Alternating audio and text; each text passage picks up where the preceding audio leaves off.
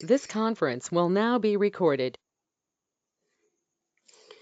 Om Gurubhyo Namaha. Today is 22nd November 2020. Ramana's Upadesha Saram, verse number 14. Verse number 14. Pranabandhanat Leena Manasam Ekachintana Nashametyadaha. ప్రాణబంధనం వల్ల మనస్సు లీనమైపోయింది. లీన మానస. తర్వాత ఏకచింతనాత్ నాశం ఏత్యదః. ఏతి ఇదహ ఏత్యద అంటే ఇదంతా కూడా అంటే మనస్సు నాశనం అయిపోతుంది అని అర్థం. నాశ్యం ఏత్యదః అనా. హలో, కట్ అవుతున్నది. ఏకచింతన అయింది. ఏకచింతన నాశమేత్యదః అంటే ఒకే ఒక చింతనతో, అంటే అది మొత్తం అంతా మనస్సు ప్రాణం అంతా ప్రాణశక్తి అంతా ఏకాగ్రతం అయిపోయింది, ఈ మనస్సు లీనం అయిపోయింది అనమాట.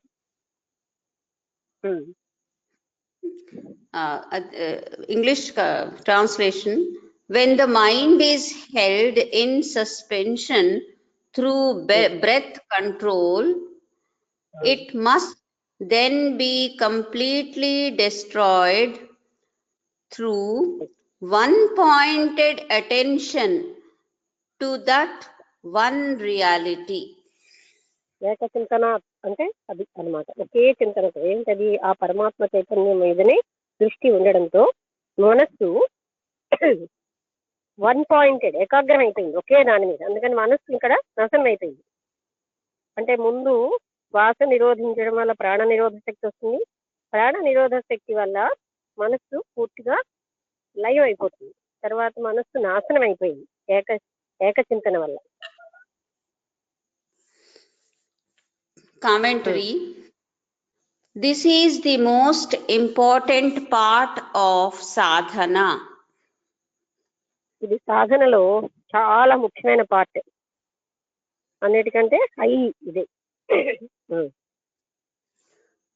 Many meditators and yogis can reach and attain the void and can spend lifetimes lost in it, but realization of the self still eludes them. Eludes them. Eludes them. చాలా మంది మెడిటేటర్స్, వాళ్ళందరూ కూడా యోగీస్, మెడిటేటర్స్. ఇది మళ్ళీ చదువు. Many meditators and Yogi can reach and attain the void.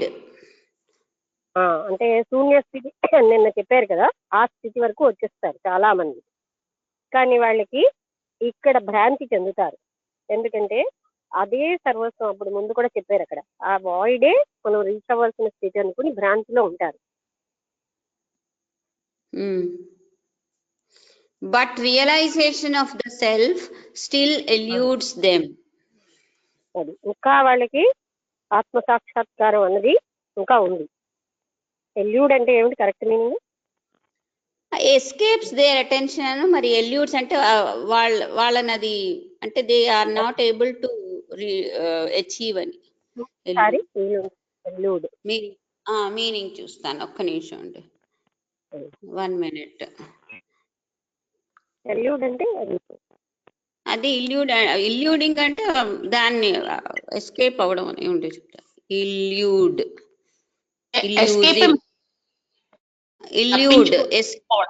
అదే తప్పించుకోవడం. Elusive అంటే అదే difficult to find, catch or achieve. Okay, అది వాళ్ళకి చాలా కష్టంగా ఉంటుంది ఆత్మని మందకం పొందడం.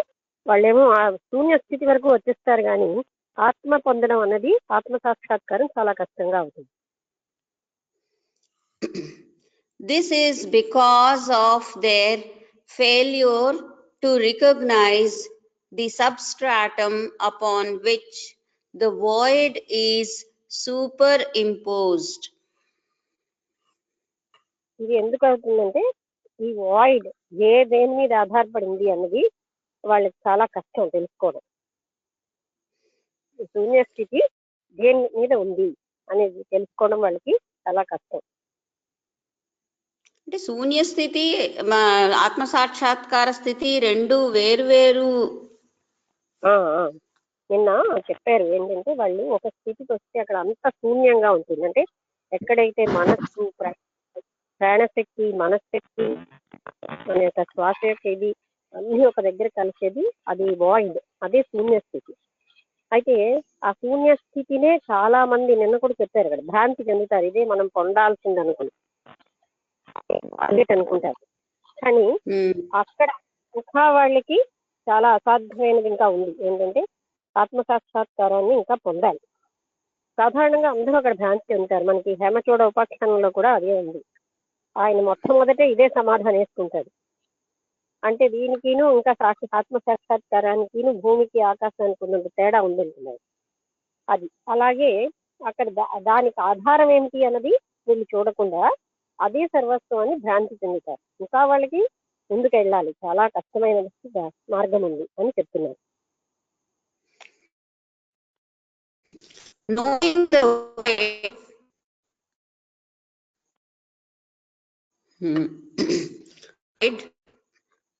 and being established in it is no small attainment. మళ్ళీ నాకు నోటింగ్ తర్వాత ఏం చదువు? Knowing the void and being knowing the void and being established in it is no small attainment.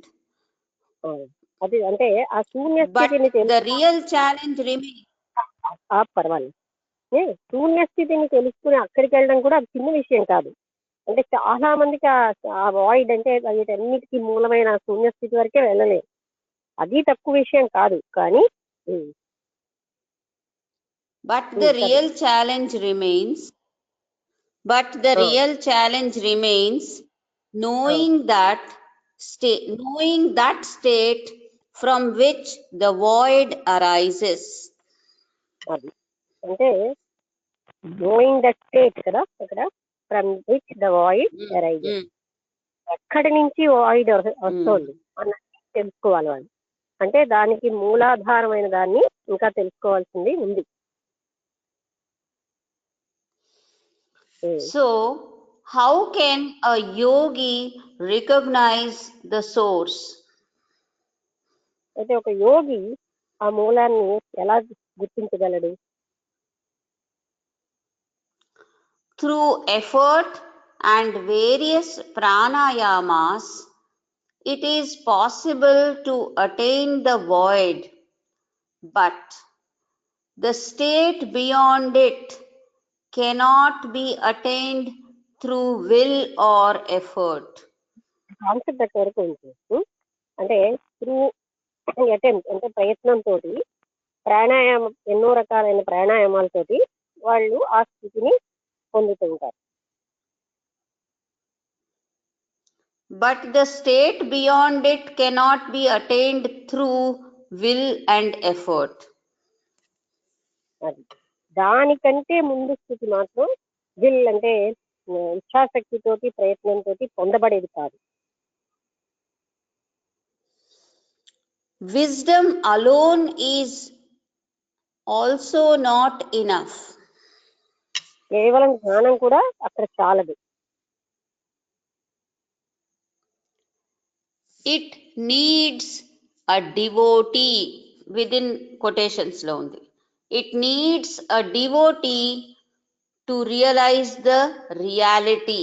Devotee reality small quotations lo unnai. అంటే devotee అంటే ఇక్కడ సాధకుడు అవుతుంది. ఆ పరమ సత్యాన్ని ఇంకా గ్రహించాల్సిన అవసరము ఉన్నది అక్కడ. Only love in one's heart, coupled with joyful surrender to the divine, will help. అంటే ప్రేమ తర్వాత కేవలం ప్రేమ. జాయ్ఫుల్ సరెండర్ అంటే ఆనందంగా సమర్పించుకోవడం. ఇది దీనివల్లే డివోటీకి సహాయం చేస్తుంది అక్కడి వరకు వెళ్ళడానికి. హృదయంలో ప్రేమ, జాయ్ఫుల్ సరెండర్ అంటే ఏదో బాధగా కాకుండా ఆనందంగా అర్పించుకోవడం వల్ల అంతవరకు వెళ్ళగలరు. ఇక్కడ ఇది త్రిపుర రహస్యంలో కూడా విల్ తోటి ఒక స్థితి వచ్చేట విల్ పని అక్కడ పెట్టద్దు అని చెప్తారు. హేమలేఖ హేమచూడుడు చెప్తుంది విల్ తో జరగదు, ఎఫర్ట్ తో. అందుకే అక్కడ త్రిపురాదేవిని అనుగ్రహం అనేది కూడా చెప్తుంది అక్కడ. అంటే కొంత అయ్యాక ఆమె త్రిపురాదేవిని ఆరాధించుకొని చెప్తుంది. అంటే ఒక ఒక కొంతవరకు ప్రయత్నంతో వెళ్తే మిగతాది మాత్రం అది కేవలంగా దైవ కృపతోటే జరుగుతుంది. Wisdom provides direction, but love provides the much needed passion, intensity, and drive for one's beingness to make. ఈ పెద్ద సెంటెన్స్ ఎక్కడ ఆప్చారో తెలియడం లేదు, ఒక్కసారి మళ్ళీ. Wisdom provides direction, but love provides the much needed passion, intensity, and drive. అక్కడ కాదు. అంటే జ్ఞానం ఏం చేస్తుంది అంటే డైరెక్షన్ ఇస్తుంది ఇటు వెళ్ళాలి. కానీ ప్రేమ ఏమిటి ఇస్తుంది అంటే వ్యక్తి ప్యాషన్, అంటే ముందుకు వెళ్ళాలని ఒక ఇది, తర్వాత తీవ్రత, ఇవన్నీ కూడా ప్రేమ మనకి ఇస్తుంది. అందుకని ప్రేమ ఉండాలి అక్కడ. ఇంకా ఏం చెప్పారంటే joyful surrender. Passion, intensity, and drive for one's beingness to make this vital breakthrough into the domain of the unknown. అంటే ఆ డ్రైవ్ అంటే అటు వెళ్ళాలి అనే ఒక పుష్ ఉంటుంది అనమాట. ప్రేమ వల్ల మనకు వస్తుంది. అప్పుడు ఒక అన్నోన్ డొమైన్ లోకి, డొమైన్ అంటే కింగ్డమ్ అంటే రాజ్యం, రాజ్యం అంటే ఇక్కడ సింబాలిక్ గా చెప్తున్నారు. అలాంటి దగ్గరికి వెళ్ళడానికి కావాల్సినది ప్రేమ మనకి ఇస్తుంది. అన్నోన్ గా తెలియని ఒక ప్రదేశంలోకి వెళ్ళాలి. Which sends blissful and torrential waves of joy to every part of the body mind instrument. అవి ఏం చేస్తుంది అక్కడి నుంచి ఒక రకమైన టారెన్షియల్ అంటే ఏంటి, చాలా వ్యక్తి ప్రవాహంతో ఉన్నటువంటి ఆనందాన్ని మనకి అక్కడి నుంచి వస్తూ ఉంటుంది అన్నమాట. ప్రతి పార్ట్ అది సరే బాడీలో ప్రతి పార్ట్కి. Every cell explodes with tremendous joy as latent energies are released and deeper levels of ecstasies are reached. అది ఎక్స్ప్రెస్ అంటే అతి ఆనందం అన్నమాట. అది అంతా రావడం వల్ల ప్రతి సెల్లో ఉన్న లేటెంట్ ఎనర్జీస్ అంటే అంతర్నిహితంగా ఉన్న శక్తులను కూడా రిలీజ్ అయిపోతూ ఉండడంతో ప్రతి సెల్ కూడా ఆనందిస్తున్నట్టుగా ఉంటుంది. Only a loving heart can be graced with such a blessing. ప్రేమపూరితమైన హృదయానికి అలాంటి ఒక ఆశీర్వాదం సంభవం, ఇంకా అంతవరకు వేయడం అనేది సంభవం. అదే దాన్ని మనం భక్తి అని అంటాం కదా. అంటే అది భక్తి కాదు అక్కడ. అక్కడ అంటే భక్తి అనేది మొదట్లోనే, ఇక్కడికి వచ్చేసరికల్లా రెండే ఉంటాయి. అంటే అక్కడ ప్రేమ అన్నది హృదయంలో ఒక సామాన్య స్థితిగా ఉంటుంది.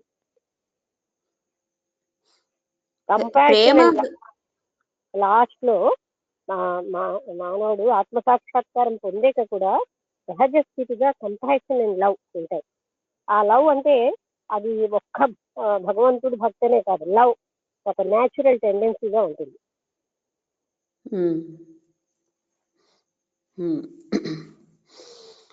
Joy falls on itself and the mysterious beloved is revealed as the self.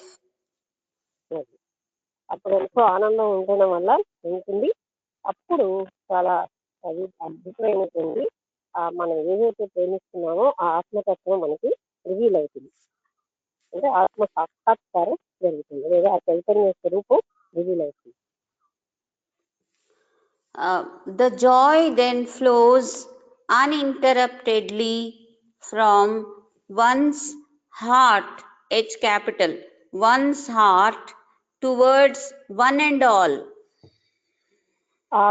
అప్పుడు ఆ ఆనందం ఆ ఒక్క పరమాత్ముడి యొక్క హృదయం అన్నమాట, అంటే ఆ చైతన్యంలోంచి అన్ని హృదయాలకి ప్రవహిస్తూ ఉంటుంది. Everything becomes joy. ప్రతిదీ ఆనందంగానే ఉంటుంది. Until this state of continuous and uninterrupted bliss is realized, the vasanas persist. ఇది అన్ఇంటరప్టెడ్ అంటే ఆగకుండా ఉన్నటువంటి ఆ పరమాత్మ ఆనందం గుర్తించే వరకు, అంటే వాళ్ళకి పొందే వరకు కూడా ఇంకా వాసనలు ఉంటాయి.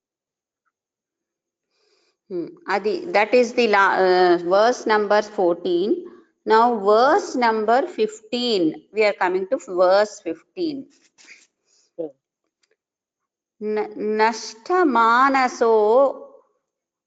నష్టమానసోత్కృష్ట యోగినః. ఉత్కృష్టమైనటువంటి యోగులకి, ఉన్నత స్థాయి యోగులకి మనస్సంతా కూడా నష్టము అంటే నాశనం అయిపోతుంది, ఇంకేమీ ఉండదు. కృత్స్యమస్తి కిం స్వస్థితిం యతః. వాళ్ళకి ఏ రకమైనటువంటి పనులు కూడా కృత్యం అంటే పనులు అస్తి, కృత్యం అస్తి స్వస్థితిం యతః. స్థితిలో ఉన్న వీళ్ళకి ఇంకా ఏ కృత్యములు కూడా సంబంధం ఏమీ లేదని కృత్యమస్తి. కృత్యమస్తి అంటే ఉండడం అన్నమాట, ఆ స్వస్థితిలో ఉండడమే తప్ప ఇంకేమీ ఉండదు అక్కడ. English translation: what action remains for an exalted yogi whose mind has been completely destroyed and who is ever established in the self? అంటే నిరంతరం ఆత్మతత్వంలోనే ఉన్న వ్యక్తికి ఇంకా ఆయనకి ఏం పనులు చేయవలసి ఉంటుంది? తర్వాత ఆయన మనసు పూర్తిగా నాశనం అవుతుంది, ఇంకా ఆయనకి ఏమీ చేయవలసిన పనులు ఉండవు. Next commentary: man works and performs duties in order to obtain objects and fulfill his aspirations so that he will become happy. సాధారణంగా మనిషి ఎందుకు ఎన్నో పనులు చేస్తూ ఉంటాడు? తను ఏదైనా పొందడానికి, తాను ఆ పొందిన వాటితో పొందడానికి చేస్తాం, మరో పనులు చేస్తాం, ఓ ఫలితాలు పొంది వాటిని ఆనందించడానికి చేస్తూ ఉంటారు. లక్ష్మి వాయిస్ ఏంటో అంటే మైక్ లోపల పెట్టి మాట్లాడుతున్నట్టుగా క్లోజ్డ్ గా వినిపిస్తున్నది. ఒకసారి కొంచెం దూరంగా పెట్టి మైక్ దూరం పెడితే కొంచెం క్లారిటీ తక్కువగా ఉంది. మిగతా వాళ్ళు సమాధానం చెప్తారేమో అడుగుదాం. వాళ్ళు ఏమిటంటే నాకే అలా వినిపిస్తున్నదా, మిగతా వాళ్ళకు కూడా? హలో, ఎవరైనా చెప్తారండి? సరిగ్గా మీకందరికి సరిగ్గా వినిపిస్తే నాకు పర్వాలేదు. నాకు ఈ లాస్ట్ లోకి వచ్చేసరికి కొంచెం రీసౌండ్ ఇచ్చినట్టుగా వస్తుందండి. బాగా వినిపిస్తున్నదండి లక్ష్మి, బాగా వినిపిస్తున్నదమ్మా. సరే సరే అయితే ఓకే. అంటే మిగతా అంతా బాగానే వినిపిస్తున్నారు కదా, లాస్ట్ లో అలా ఇప్పుడు ఇప్పుడు ఇంకా బాగానే వినిపిస్తున్నది. But so he fulfill his ask so that he will become happy. But if he realizes that he has already attained deep joy and happiness, what will be left for him to seek anywhere? అతను ఎప్పుడైతే అన్నిటికీ మూలమైనటువంటి ఆత్మనే పొందాడో మరి ఆయనకి ఎక్కడైనా ఏదైనా ఆనందం వెతుక్కోవడానికి ఏముంటుంది? అన్నిటి ఆనందాలకి మూలమైనటువంటి అన్ని ఆనందాలు ఎక్కడి నుంచి వస్తున్నాయో అదే అతను పొందేసేది. ఇంకా ఆయనకి ఏమీ పొందడానికి ఏమీ పనులు కానీ ఉండాలనే ఉద్దేశం ఉండదు. మామూలు వాళ్ళు చేసినట్టుగా ఆయనకి అలాంటి లక్ష్యాలు ఏమీ ఉండవు. ఎందుకంటే ఆయన అద్భుతమైన ఆనంద స్థితిలో ఉన్నాడు. ఆయనకి బాహ్య ప్రపంచంలో దాంతో సరితుల్యమైన ఆనందమే ఉండదు కనుక ఆయన పొందడానికి ఏమీ లేదు. Nothing will drive or tempt such a yogi to do any work in that exalted state. అంత గొప్ప స్థితిలో ఉన్న యోగికి అతన్ని ఇగో ముందుకెళ్ళిలాగా ఇలా అని గైడ్ చేసేవాళ్ళు ఉండరు, ఏది గైడ్ చేయదు. తర్వాత ఆయన చేయడానికి ఏమీ ఉండదు.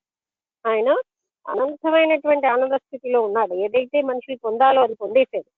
అందుకని ఆయన గైడ్ చేసేది ఏమీ లేదు. అతను ఇంకా ఇటు వెళ్ళాలని కానీ ఈ సాధన చెయ్యని కానీ అలాంటివి ఏవి కూడా ఆయనకి ఉండవు. Nothing at all will lure or interest him anymore. అది ఏది కూడా అతని అక్కడ ఏదో ఉంది మనం పొందాలి అలాంటి టెంప్టేషన్ ఆయనకి ఎప్పుడు రాదు. ఎందుకంటే ఆయనకి తెలిసిపోయింది పూర్తిగా ఇంకా ప్రపంచంలో ఏమీ లేదు, ఇంతకంటే అద్భుతమైన ఆనందం ఎక్కడా లేదని. అందుకని ఏది అతన్ని వశపరుచుకోలేదు. Words fail to describe such a state.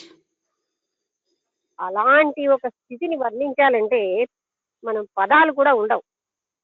అలా ఆ స్థితి ఎలాంటిది అని చెప్పడానికి, ఎందుకంటే భూమి మీద ఉన్న వస్తువుల్ని వర్ణించడానికే పదాలు ఉన్నాయి. భూమి మీద మనం పొందుతున్న ఆనందాలు చెప్పడానికి పదాలు కొంచెమైనా ఉన్నాయి. కానీ అటువంటి అద్భుతమైన స్థాయికి వర్ణించడానికి పదాలే చాలు.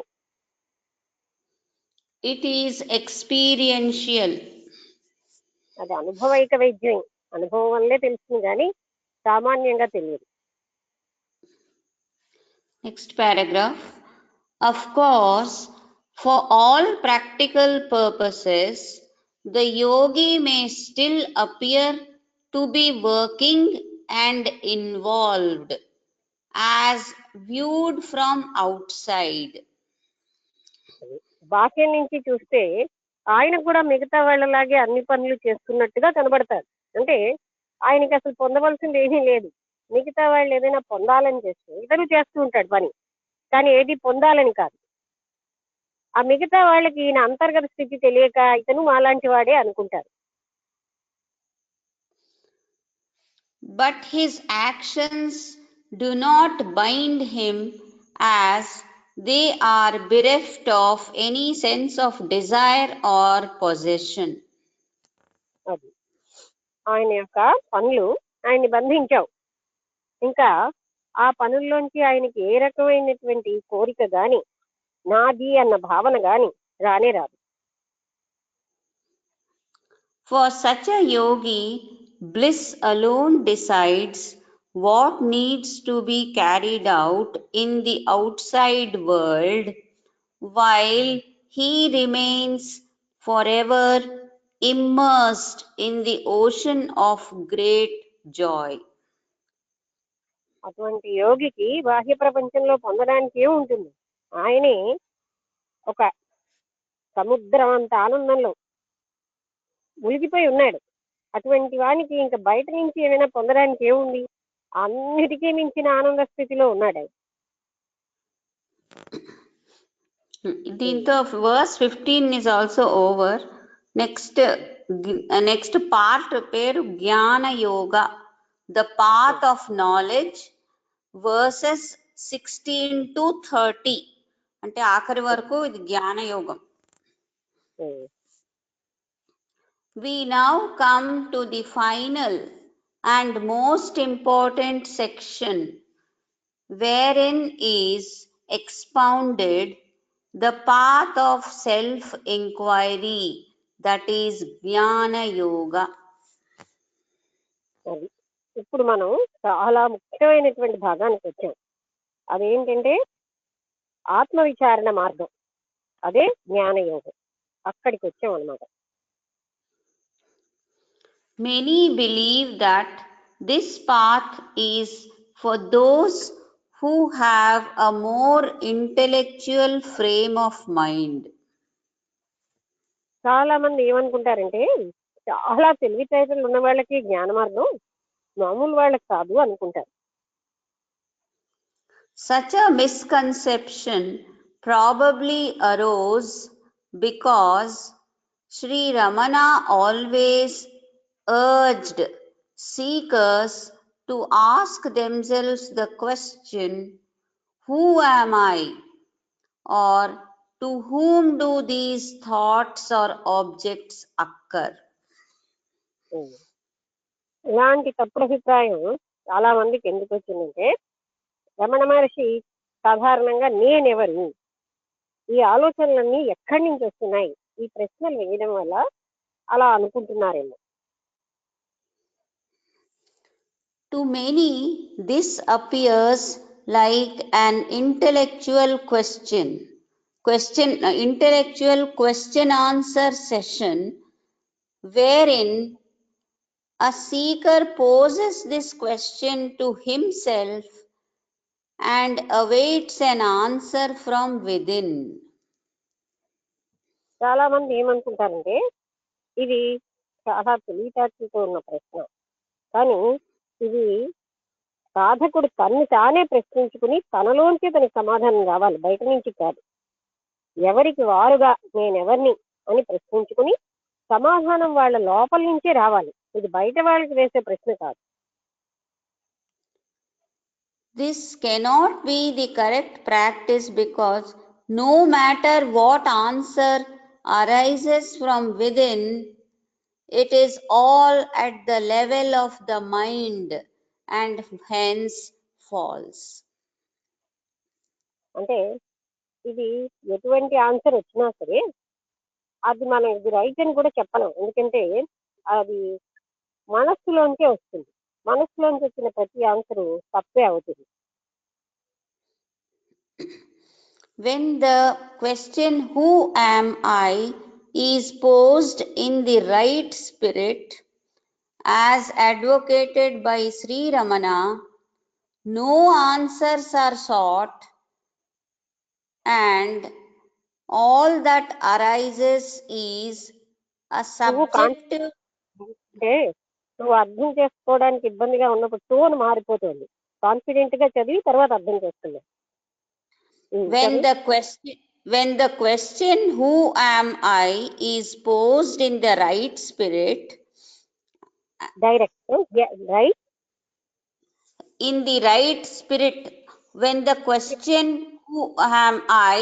is posed in the right spirit, as advocated by Sri Ramana, no answers are sought and all that arises is a subjective feeling of awareness upon asking this question. అంటే ఈ క్వశ్చన్ అడిగినప్పుడు రైట్ స్పిరిట్ లో ఏ రకమైనటువంటి answer కూడా దీనికి మనం పొందలేము. Upon asking this question, అంటే ఈ క్వశ్చన్ అడగడం వల్ల అంటే తనలో తానికి వచ్చినవి ఇందాక చెప్పారు కదా, మనస్సుతో వచ్చేవి కనుక అది రైట్ అవ్వదని, అది అంతర్గతంగా మనం ఆ క్వశ్చన్ వేసుకుంటూ ఉంటే వచ్చే ఆన్సర్ రైట్ అని కూడా చెప్పలేము. కానీ అవేర్నెస్ వల్ల కొన్ని ఆన్సర్లు వస్తూ ఉంటాయి, ఎరుక ఉన్నప్పుడు. At the beginning of the practice, it is felt as a stillness or silence which is intuited as the background substratum on which thoughts, emotions, etc. are superimposed. మొట్టమొదట ప్రారంభంలో ఇది కేవలంగా ఒక శూన్య స్థితి, అంటే మనస్సు ఆగిపోయినటువంటి ఒక స్థితి, దాని నుంచే సమస్తము ఉద్భవిస్తున్నాయి అని ఆన్సర్ వస్తూ ఉంటుంది. On continuous and relentless inquiry, the questioning, which begins as a waking state practice, goes beyond the waking state and slips effortlessly into dream deep sleep and turiya states. అంటే మొట్టమొదట ఇది ఈ, ఆ, అలా ప్రయత్నంగా చేసినా తర్వాత ఇంకా మనం దాని మీద అలాగే సాధన చేస్తూ ఉంటే ఇంకా లోతైన ధ్యానికి వెళ్తుంది. అక్కడ ఏ ప్రయత్నం లేకుండా ఆ నిద్రావస్థ, తురియావస్థ ఇలాంటివన్నీ కూడా సంభవిస్తూ ఉంటాయి. Wherein the subjective awareness and feeling changes, becoming more and more subtle according to the level of consciousness attained through deep inquiry. ఆపితే నష్టం ఉందా? ఆపు మధ్యలో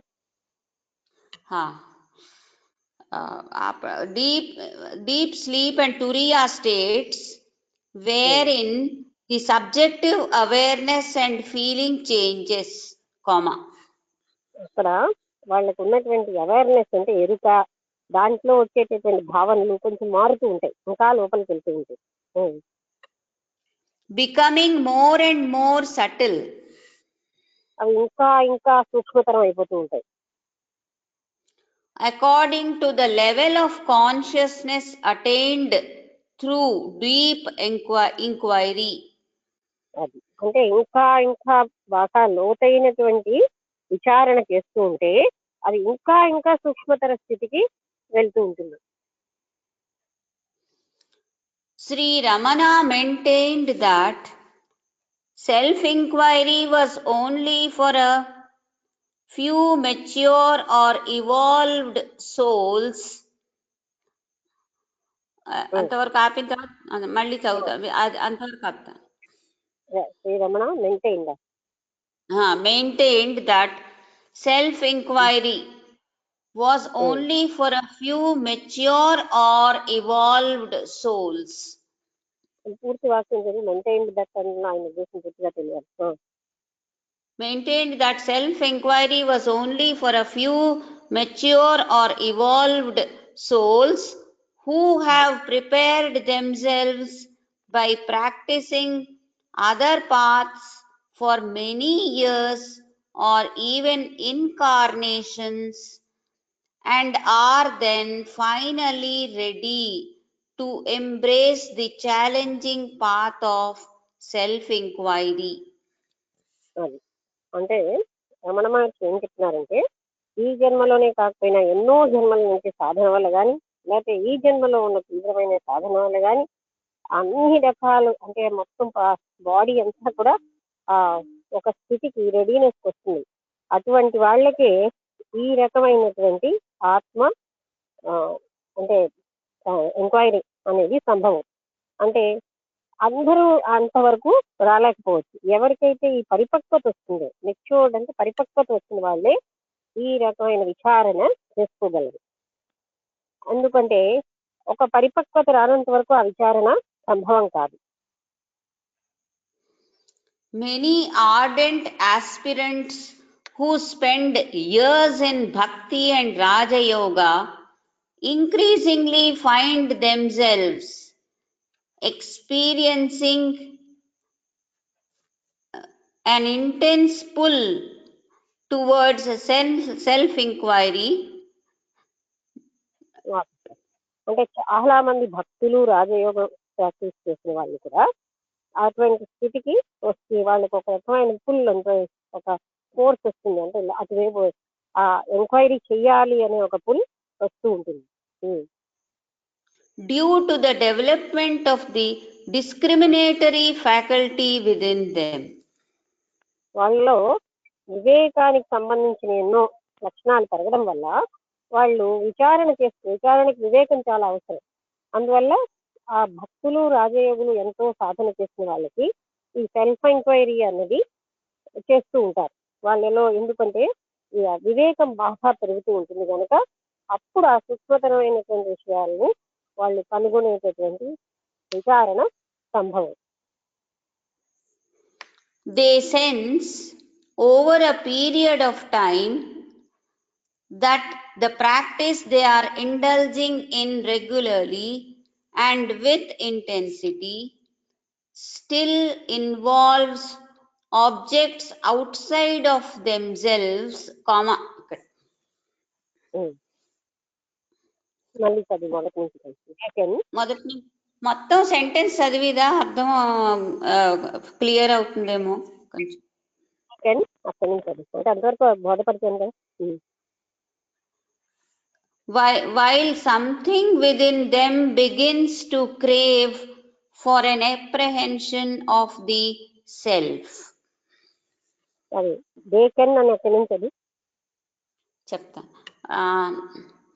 The practice they are indulging in regularly and with intensity still involves objects outside of themselves, while something within them begins to crave for an apprehension of the self.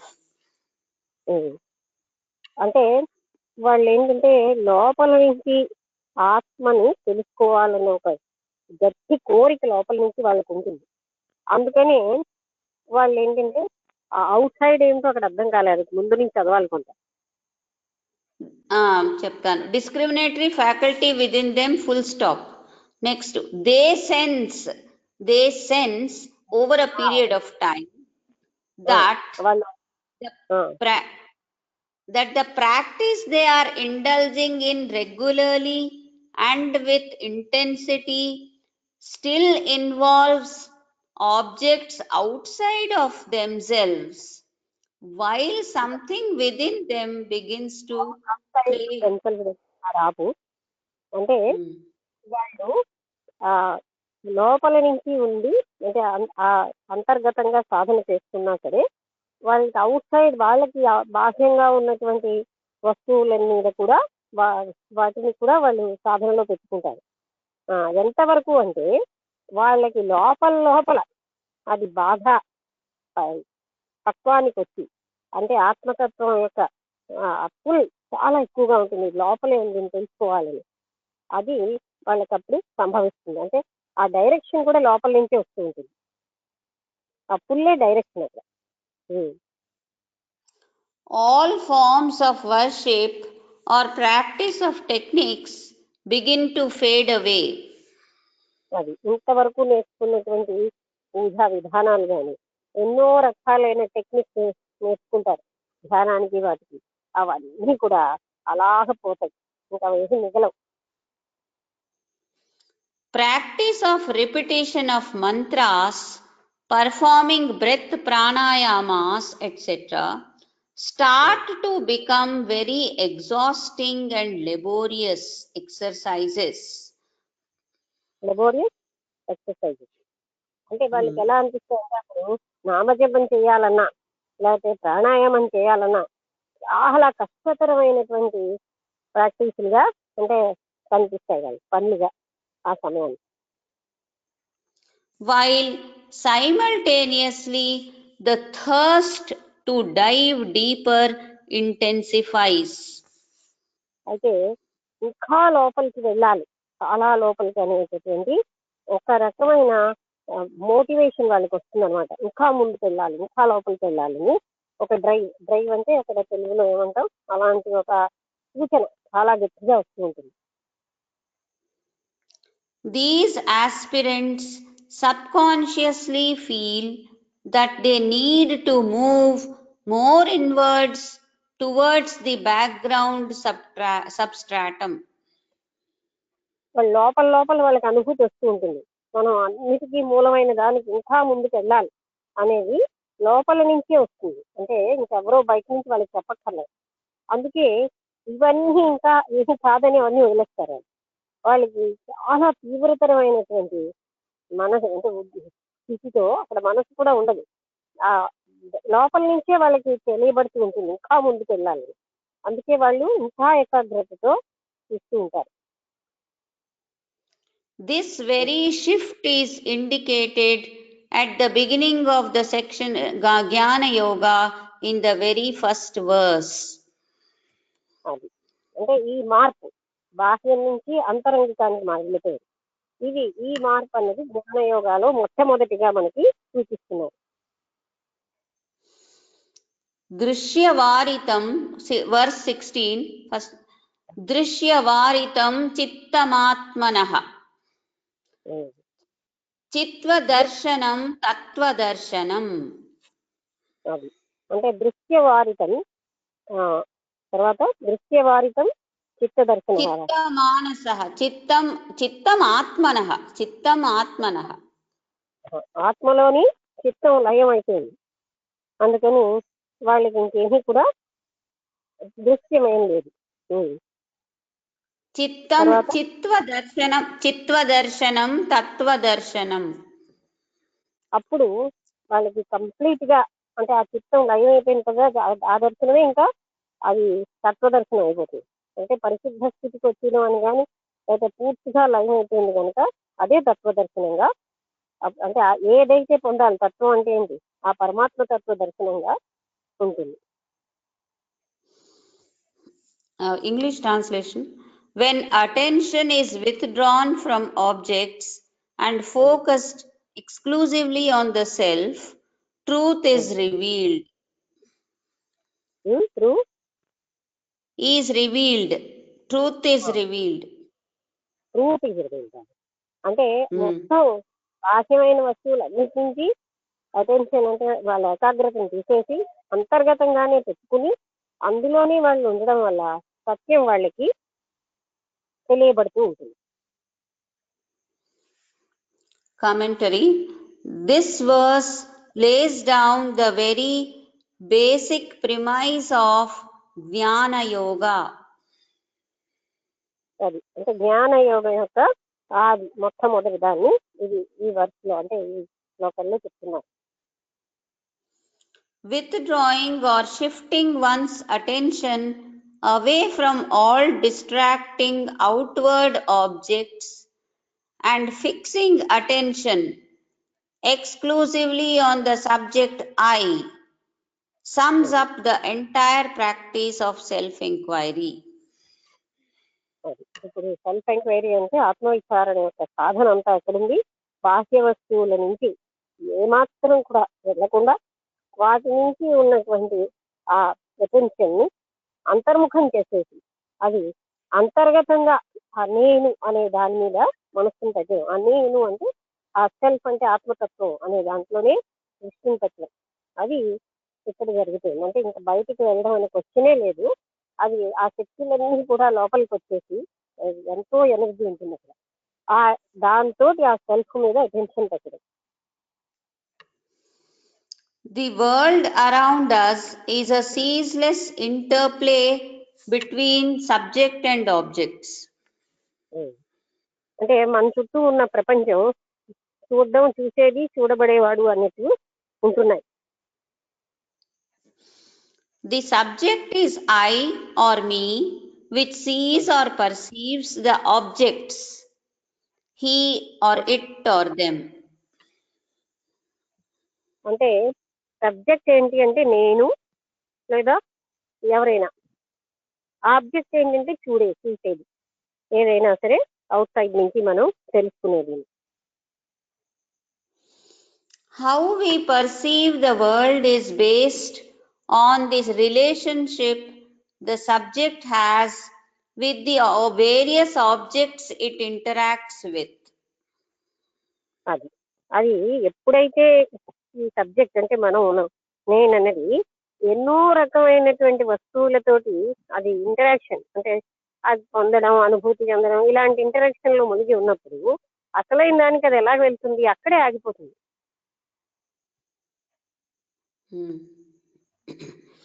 When things or conditions around us appear to be in our favor, then we begin to feel happy and vice versa. అంటే మనం అన్ని మన చుట్టూ ఉన్న వస్తువులు కానీ పరిస్థితులు కానీ మనకి సుముఖంగా ఉన్నప్పుడు మనం చాలా ఆనందపడుతూ ఉంటాం, లేనప్పుడు బాధపడుతూ ఉంటాం. రెండు కూడా జరుగుతూ ఉంటాయి.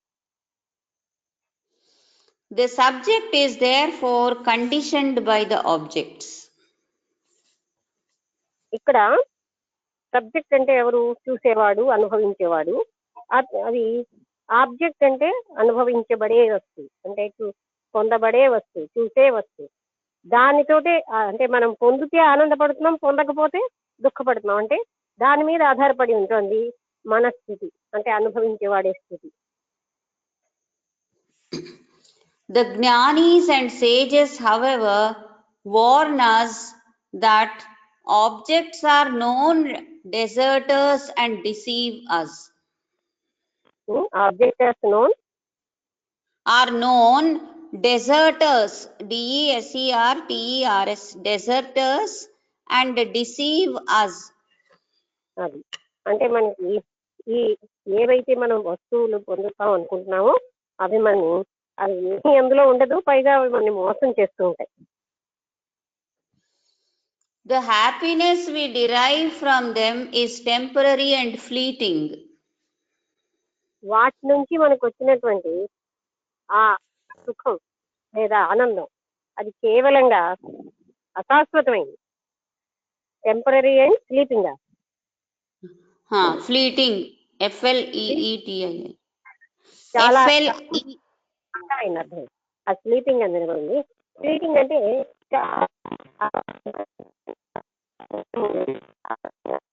దాని నుంచి వచ్చిన ఏ సుఖమైనా చాలా తక్కువ టైం, ఏమీ ఎందుకు పనికిరాండి.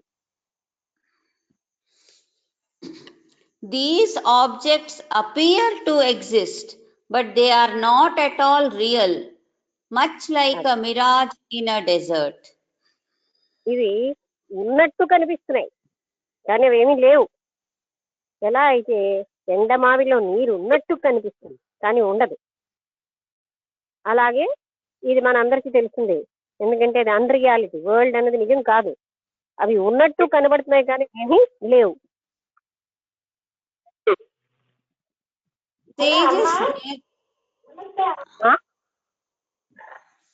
ఇవ్వలేదు.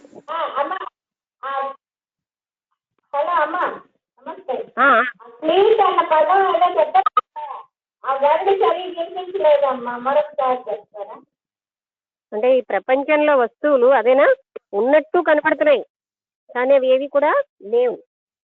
ఆ లేని వస్తువులు మనకి ఎంతో సుఖాన్ని ఇస్తున్నట్టుగా మనం వాటినే భ్రాంతి చెందుతున్నాం. అవి మనని మోసం చేస్తున్నాయి అంటున్నారు. ఎండమావిలో నీరు ఉన్నట్టుగా అది ఉన్నట్టు కనిపిస్తుంది, ఎండమావిలో నీరు లేదు కదా, అలాగే.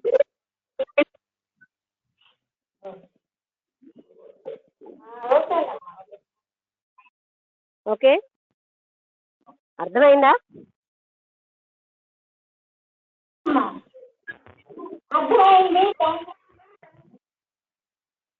ఈ మాట వినబట్టలేదు. వర్ధన్ గారిది వాయిస్ క్లియర్ గా వినిపించడం లేదు. Madam happiness is temporary and fleeting అని మీరు చెప్పారు కదా, ఫ్లీటింగ్ గురించి ఎక్స్ప్లెనేషన్ మాకు మిస్ అయింది మేడం, అదే ఆవిడ అడుగుతున్నారు. ఫ్లీటింగ్ అంటే అశాశ్వతమైనది, చాలా తక్కువ ఉంటుంది.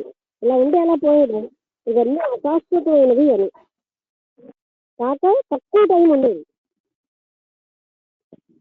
అర్థమైందా?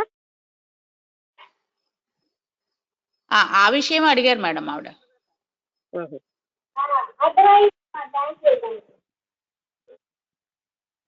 అర్థమైందా?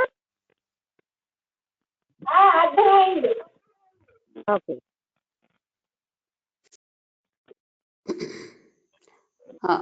The promises made by the objects are all false. అంటే ఈ ఏవైతే వస్తువులు మనకి ఏవో సుఖాన్ని ఇస్తాయి, ఆనందాన్ని ఇస్తాయి అనుకున్నవన్నీ కూడా కేవలంగా అబద్ధాలే, నిజం కాదు. Sages therefore advise us to pay attention to the subject, bracket lo the seer, rather than the objects, the seen.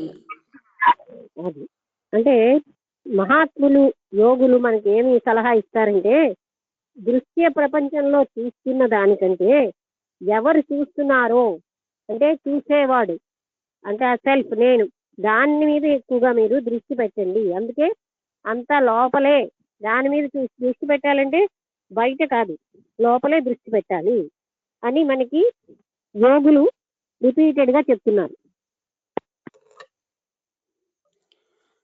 when we pay exclusive attention to the subject, a feeling arises in the background of space or stillness.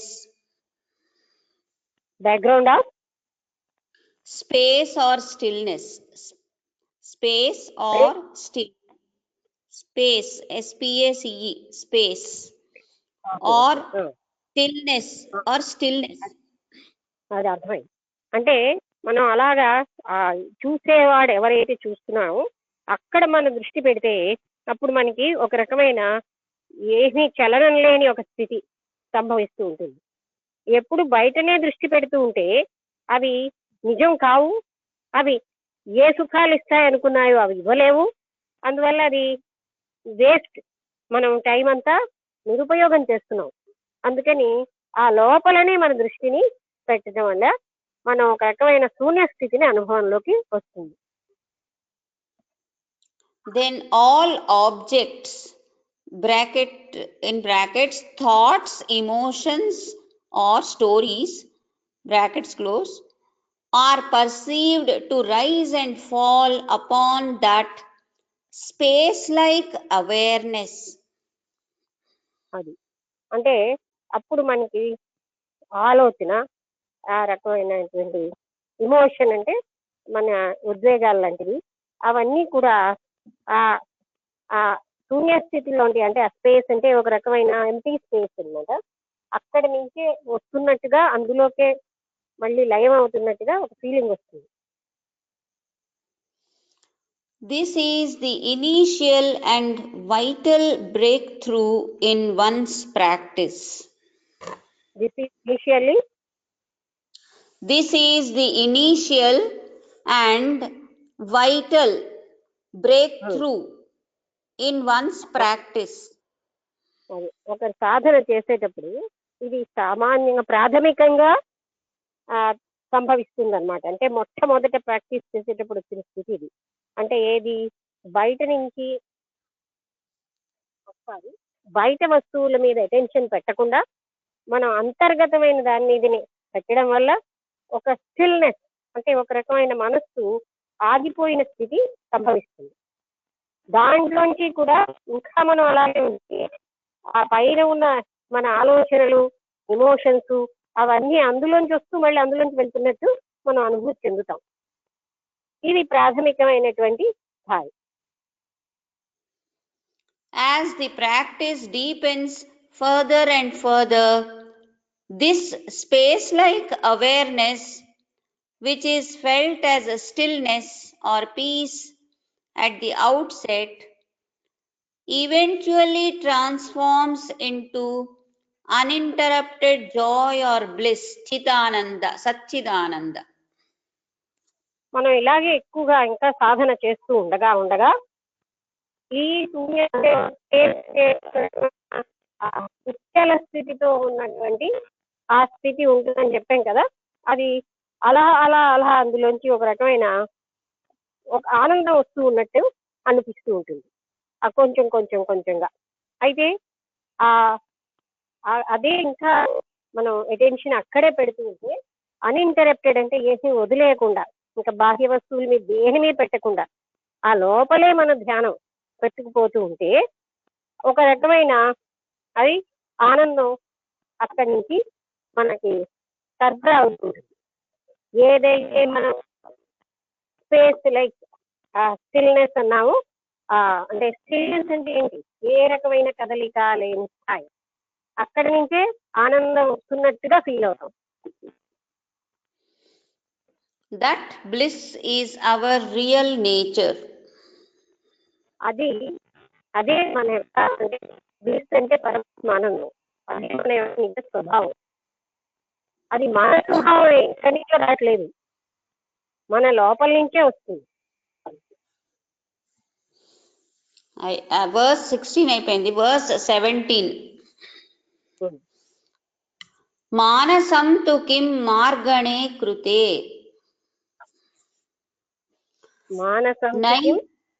మానసం తు కిం మార్గణే కృతే నైవ మానసం మార్గ ఆర్జవాత్. మనస్సే లేకపోతే మార్గ ఆర్జవాత్ అంటే దారి తెలుస్తుందని. మానసం తు కిం మార్గణే మానసం తు కిం మార్గణే కృతే మార్గణే కృతే. నెక్స్ట్ లైను నైవ మానసం మార్గ ఆర్జవాత్. అదే మానసం అనేది ఎప్పుడైతే లేదో మార్గం మనం పొందగలం. అంటే ఈ మనస్సు వల్లే, అంటే ఇటు అటు అది పోయే మనస్సు వల్లే అసలు మనకు మార్గం దొరకలేదు. ఇప్పుడు మనస్సు లయం అయిపోతే అసలైన మార్గం దొరుకుతుంది. ఇంగ్లీష్ లో when one enquires what is the mind he finds out that there is no mind. This is the direct path to reality. మనస్సు ఏమిటి అని ఎవరైనా ప్రశ్నించుకుని మనస్సు అసలు ఎక్కడి నుంచి ఉంది ఏమిటిది అని చూస్తే మనస్సే లేదని తెలుస్తుంది. ఎప్పుడైతే మనస్సు లేదు అని తెలుస్తుందో అది రియాలిటీ అంటే సత్యానికి డైరెక్ట్ మార్గం. అంటే మనస్సు అస్తిత్వమే లేదు అని తెలిసాక సత్యము డైరెక్ట్ గా అంటే అపరోక్షంగానే మనం అనుభూతి చెందగలం. మనస్సే అడ్డుతోంది. ఇదే అన్ని చోట్ల నిన్న అంటే రాత్రి చదువుతున్నటువంటి ప్రవచనం దీంట్లో పుస్తకంలో ఇక్కడ అన్ని చోట్ల మైండ్ మీదే ఎక్కువ ఫోకస్ ఉంది కదా. అదే విషయం అనేది ఒకటే కదా. ఎక్కడ మనస్సే మనకి మనస్సుని సత్యహంతకి అంటారు. ఆ సత్యం ఏంటి? మన లోపల ఉన్నటువంటి ఆ పరమ సత్యాన్ని తెలియకుండా అడ్డేది మనస్సే. అందుకని అందరూ ఫైనల్ గా అక్కడికి రీచ్ అవ్వాల్సిందే కదా. ఆ మనస్సుని అడ్డు తొలగించుకుంటే కానీ సత్య సందర్శనం జరగదు. అందుకని ఎవరు ఎలా చెప్పినా ఆ సత్యానికి రావాల్సిందే. మనస్సుతో అది పట్టుకోబడదు. పైగా మనస్సు అడ్డు.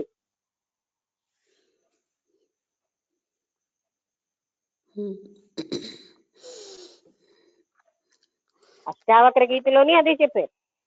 ఆ మనస్సు లేని స్థితిలోనే ఇది సంభవం. అదే విధంగా త్రిపుర రహస్యం అన్నిటిలో కూడా ఏ ఆలోచనలు లేని స్థితిలోనే సంభవం అని చెప్తున్నారు. ఆలోచన గారు కూడా గో బియాండ్ ద మైండ్ అంటారు. అంటే మనస్సుకి ఆవలగా వేయదు. మనస్సుని అవతల అంటే ఏంటి? మనస్సు కంటే నేను అన్నది మనస్సు వల్ల ఏర్పడుతుంది. దానికి ఆవలగా వెళ్ళమని అంటే ఇదే నేను ఎన్నోసార్లు చెప్తున్నాను. మనకు అన్ని ప్రాపంచిక విషయాలు మనస్సుతో చేస్తాం గనక భగవతత్వం కూడా మనస్సుతో పట్టుకుందాం అని అనుకుంటాం. కానీ అవి మనస్సు కావల స్థితి, మనస్సుతో పట్టుకోబడేది కాదు. మనం అలా భ్రాంతి చెందుతాం, అన్ని మనస్సుతో పట్టుకుంటున్నాం. అందుకే ఆత్మ చైతన్యం కూడా మనస్సుతో పట్టుకుందామని. కానీ అది మనస్సుతో పట్టుకోబడేది కాదు అనే విషయం మనకి కనీసంగా ఇన్ని చదివేకి అర్థం అవ్వాలి. అది కానీ ఎక్కడుంది మైండ్ ఏమిటి అని ఒక క్వశ్చన్ కూడా వేసుకోమన్నారు కదా. అవును, ఎప్పుడు వేసుకుంటే అది లేనే లేదని తెలుస్తుంది. మిథ్య. ఆ లేనే లేనిది ఇంత పెద్ద, అది ఒక కథ చెప్పారు కదా యోగవాసిష్టంలో కూడా. లేనిది ఎంత పెద్ద చేస్తోంది. అదే పెద్ద మిస్టరీ. అదే అన్ని మన అసలు అది ఎగ్జిస్టెన్సే లేనిది మనని పూర్తిగా నాటకం ఆడిస్తున్నది అంతాను అన్నది ఒక పెద్ద మిస్టరీ. మనకి చంపేటట్టు కూడా తెలిసిస్తుందని చెప్పారు. అలా అంటే దానికి అస్తిత్వమే లేని దాని చేతుల్లో కీలుబొమ్మ అయిపోయింది. దుఃఖాలు పాలు చేస్తోంది, మనుషుల్ని సర్వనాశనం చేస్తోంది. అదే అనేది అక్కడ చాలా క్లియర్ గా కథల రూపంలో మనకి బోధపరిచారు. ఇక్కడ ఎక్కడైనా అదే మనస్సే అడ్డు. మనస్సుతో మాత్రం పట్టుకోలేము. మనం మనస్సు కావాలి వెళ్లాల్సిందే. ఎంతసేపు అయితే మనస్సులోని పట్టుకోవాలని బాహ్య వస్తువులతోటి ఉంటామో అంతవరకు ఏమీ సంభవం కాదు. ఇంకా మొదటి స్థాయికి కూడా వచ్చినట్టు కాదు. బాహ్య వస్తువులు పట్టుకుని వేలాడుతున్న స్థాయి అంటే ఇంకా మనం ఇంకా ప్రారంభ దశకు కూడా రాలేదు. ఆయన చెప్పారు కదా, ప్రారంభ దశ ఏంటంటే బాహ్య వస్తువుల నుంచి మనస్సుని మరలించి అంతర్ముఖం చేసుకోవడం, అక్కడ ఉన్నటువంటి వాయిడ్ అంటే స్టిల్నెస్ మీద దృష్టి పెట్టడమే ప్రారంభ దశ అన్నారు. మనం ఇంకా అంత చెయ్యనే లేదు.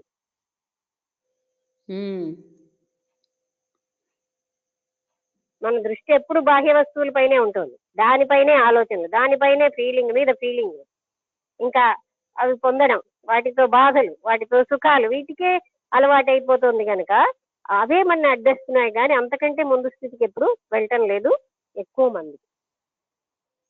Okay. Commentary. What makes self-inquiry a very direct approach is that it questions the reality of what appears.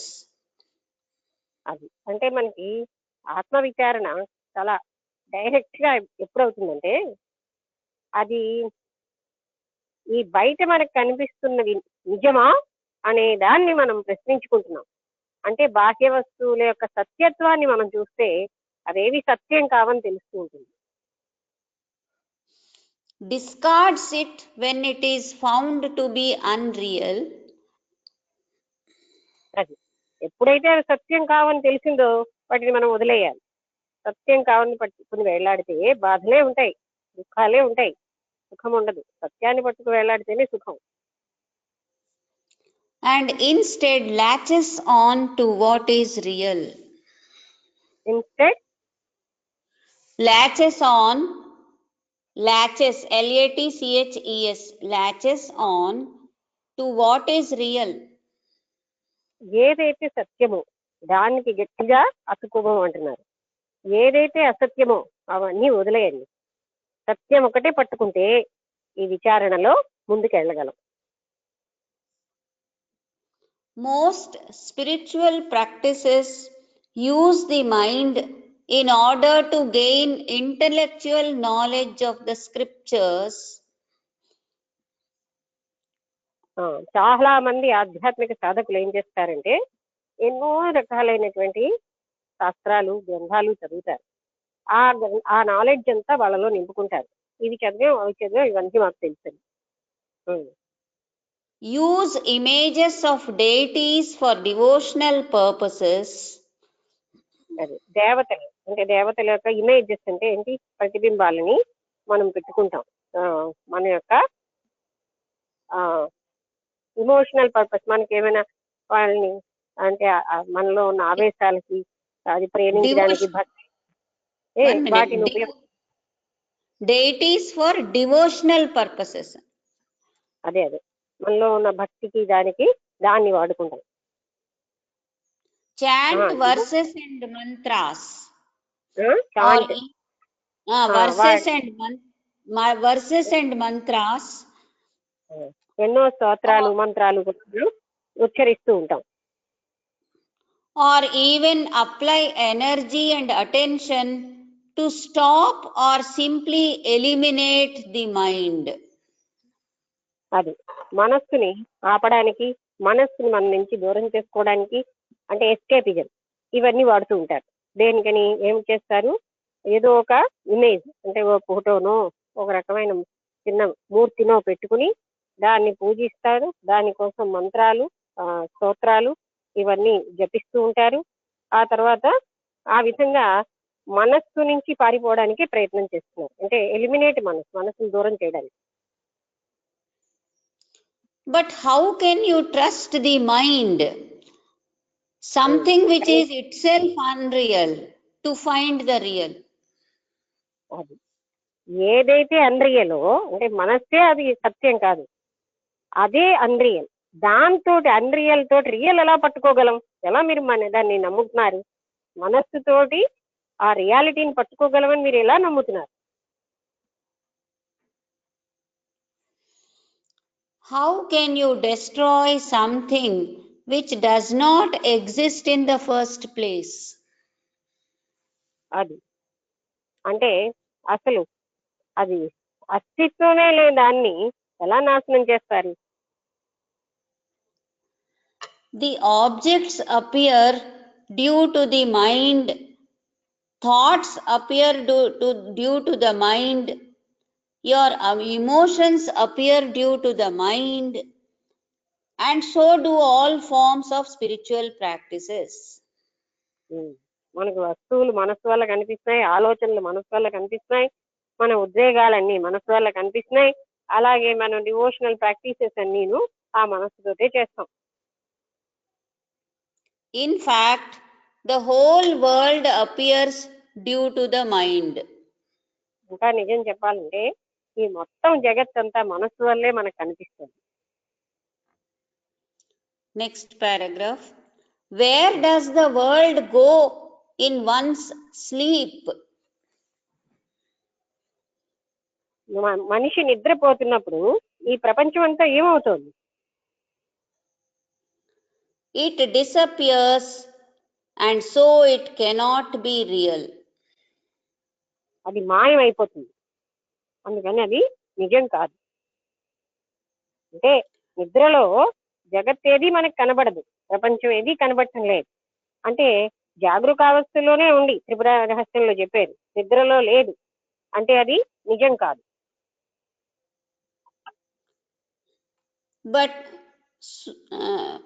But so does the faculty called the mind. It too disappears during deep sleep. ఇప్పుడు మనస్సు అనే ఇది కూడా నిద్ర అవస్థలో అదృశ్యం అయిపోతుంది. How can that be real then? అప్పుడు అదెలా నిజం అవుతుంది? నిద్రలో ఉండదు కదా. So the Jnani urges the aspirant to get to know this fact and dive deep into that, THAT capitals lo undi, that space where the mind dissolves. అందుకని జ్ఞానులు ఏం చెప్తున్నారంటే ఇది బాగా తెలుసుకోండి, ఈ స్థితిని బాగా అర్థం చేసుకుని ఏదైతే సత్యము దాన్ని పొందడానికి ఈ మనస్సుని పూర్తిగా అంతం చేసిమని చెప్తున్నారు. Quotations unnai. Quotation: abide by that which swallows the mind and make your effort worthwhile instead of focusing on the mind, advises the Jnani. జ్ఞాని మనకి ఏమని సలహా ఇస్తారంటే, జ్ఞానులు ఏదైతే సత్యమో దాని మీదే మీరు మీ అటెన్షన్ అంతా పెట్టండి, ఏదైతే అసత్యమో దాని మీద ఎందుకు పెట్టి, అంటే జీవితంలో మనం అంతా సమయాన్ని వృధా చేస్తున్నాం. అసత్య వస్తువుల పట్లే మన యొక్క సమయాన్ని మనస్సును పెడతాం. అసత్య వస్తువుల్లో అవి వస్తువులు అసలు సత్యమే కాదు, వాటి మీద ఎందుకు పెడతారు? ఏది సత్యమో దాని మీద అటెన్షన్ అంతా ఫోకస్ చేయమని జ్ఞానులు చెప్తారు. At verse 17 is over. Verse 18 now. Vrittayastvaham vrittimashritaah vrittayo mano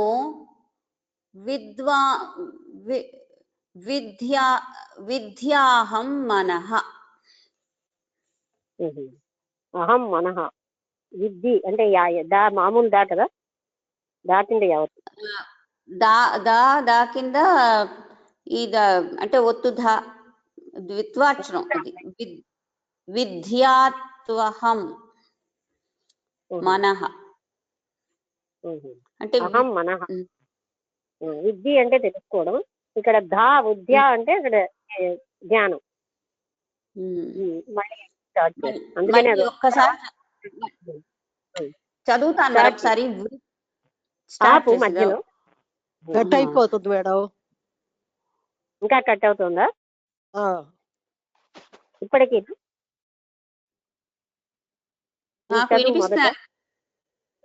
నేను శ్లోకం చదివితే ట్రాన్స్లేషన్ చదివితే ఏంటి? శ్లోకం చదువు, మధ్యలో ఆపు, పూర్తి శ్లోకం కాకుండా మధ్యలో ఆపు. ఎవ్రీ శ్లోక 2 పాదాలు ఉన్నాయి. వృత్తయస్త్వహం వృత్తిమాశ్రితాః. ఒకటి. వృత్తయత్తహం అంటే నేను వృత్తుల్నే ఆశ్రయిస్తున్నాను. వృత్తులు అంటే ఏంటి? కర్మలు ఆశ్రయిస్తున్నాను, అవే నేనుగా ఉన్నాను. వృత్తి అస్త్వహం అనుంది. త్వహం అహం వృత్తి ఆశ్రయ అని ఆ వృత్తి ప్లస్ అహం. అది సంధి. తర్వాత వృత్తయో మనో విద్యాహం మనః. అహం మనః అంటే వృత్తయో అంటే వృత్తులన్నీ మనస్సు అన్న భావనలో ఉంటున్నాం. అయినా చదువు, ఇప్పుడు ట్రాన్స్లేషన్ చదువు. Mind is nothing but a bundle of thoughts. ఇక్కడ వృత్తులు అంటే ఇక్కడ these thoughts depend upon the I thought alone. అది అంటే ఎన్నో ఆలోచనలతోటే ఉన్నది మనస్సు అనేది. ఇవన్నీ కూడా ఈ ఆలోచనలు నేను అనే ఆలోచన మీదే ఐ థాట్ తోటే ఉంటాయి. Hence the mind is nothing but this I thought. మనస్సు ఏమిటి అంటే ఈ ఐ థాట్ ఒక్కటే మనస్సు. నిజానికి మన ఆలోచనలన్నీ ఐ థాట్ తోటే ఉంటాయి.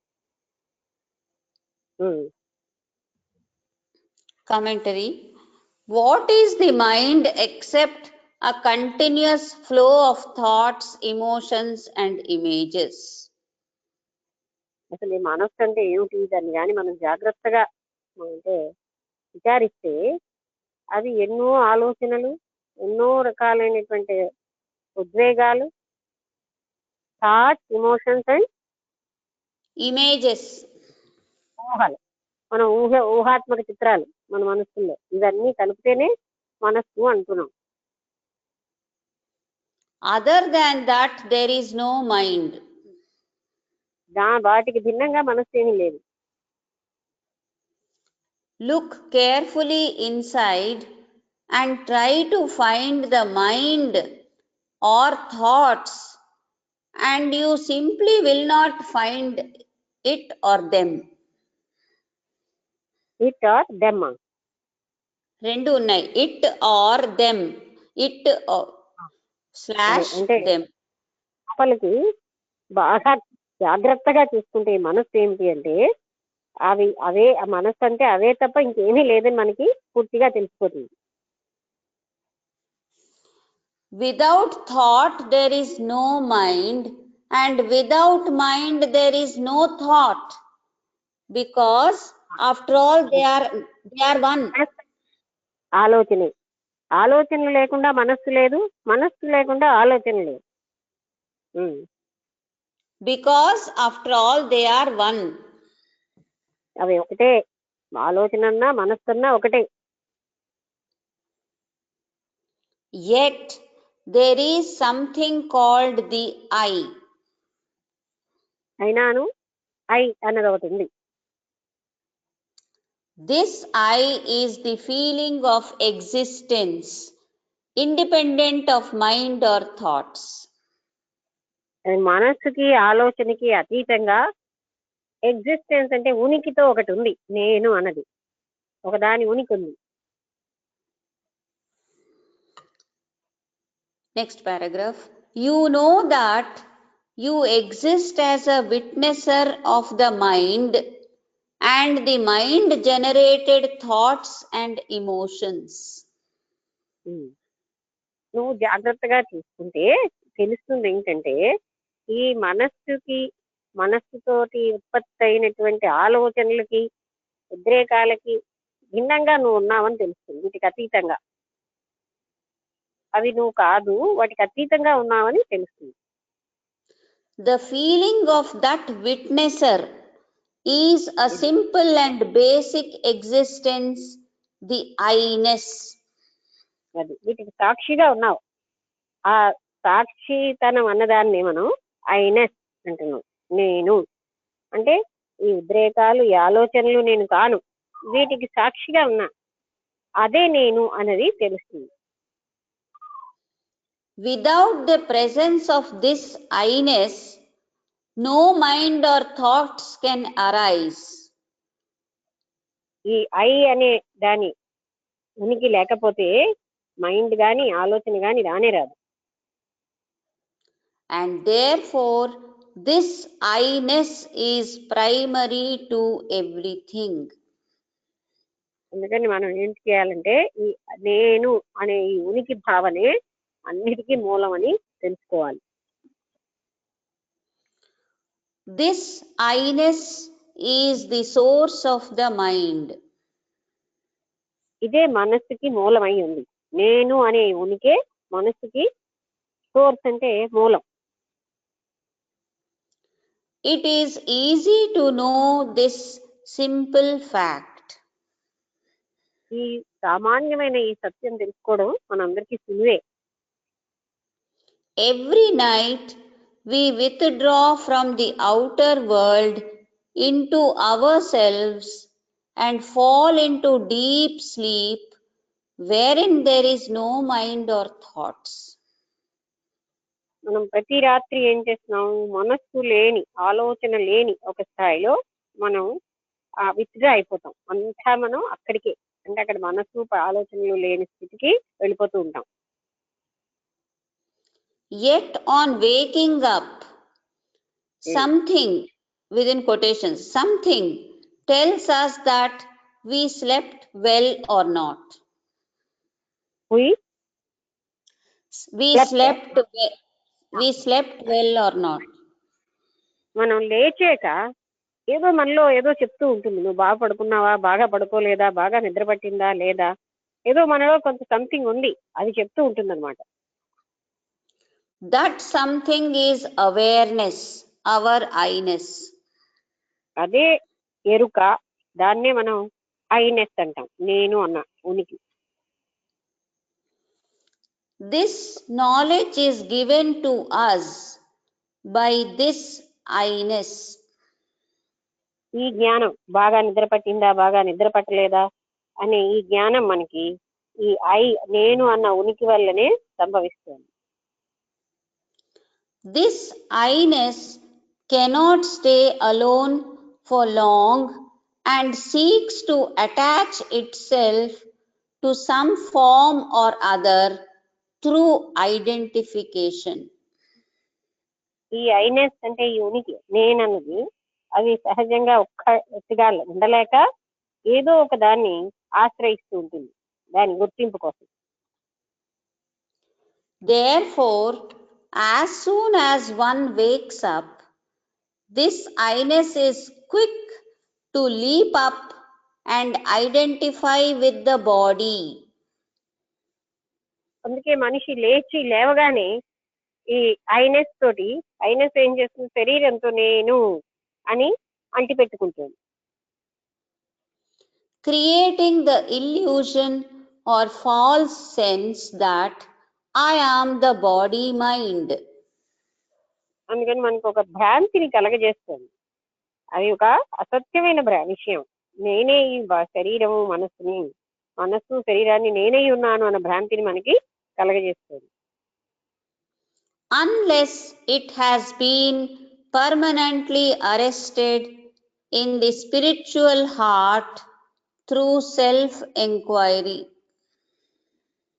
దాన్ని మనం విచారణ చేసి ఆధ్యాత్మిక హృదయంలో దాన్ని ఎస్టాబ్లిష్ అంటే అక్కడ దాన్ని ప్రతిష్టాపన చెయ్యకపోతే అది అలాగే చేస్తూ ఉంటుంది. శరీరం బుద్ధే నేను, శరీరము మనస్సునే నేను అని దాంతో ఏకం అయిపోతుంది.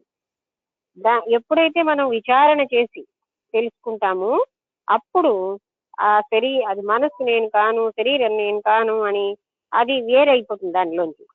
అంతవరకు దాంతో కలిసే ఉంటుంది.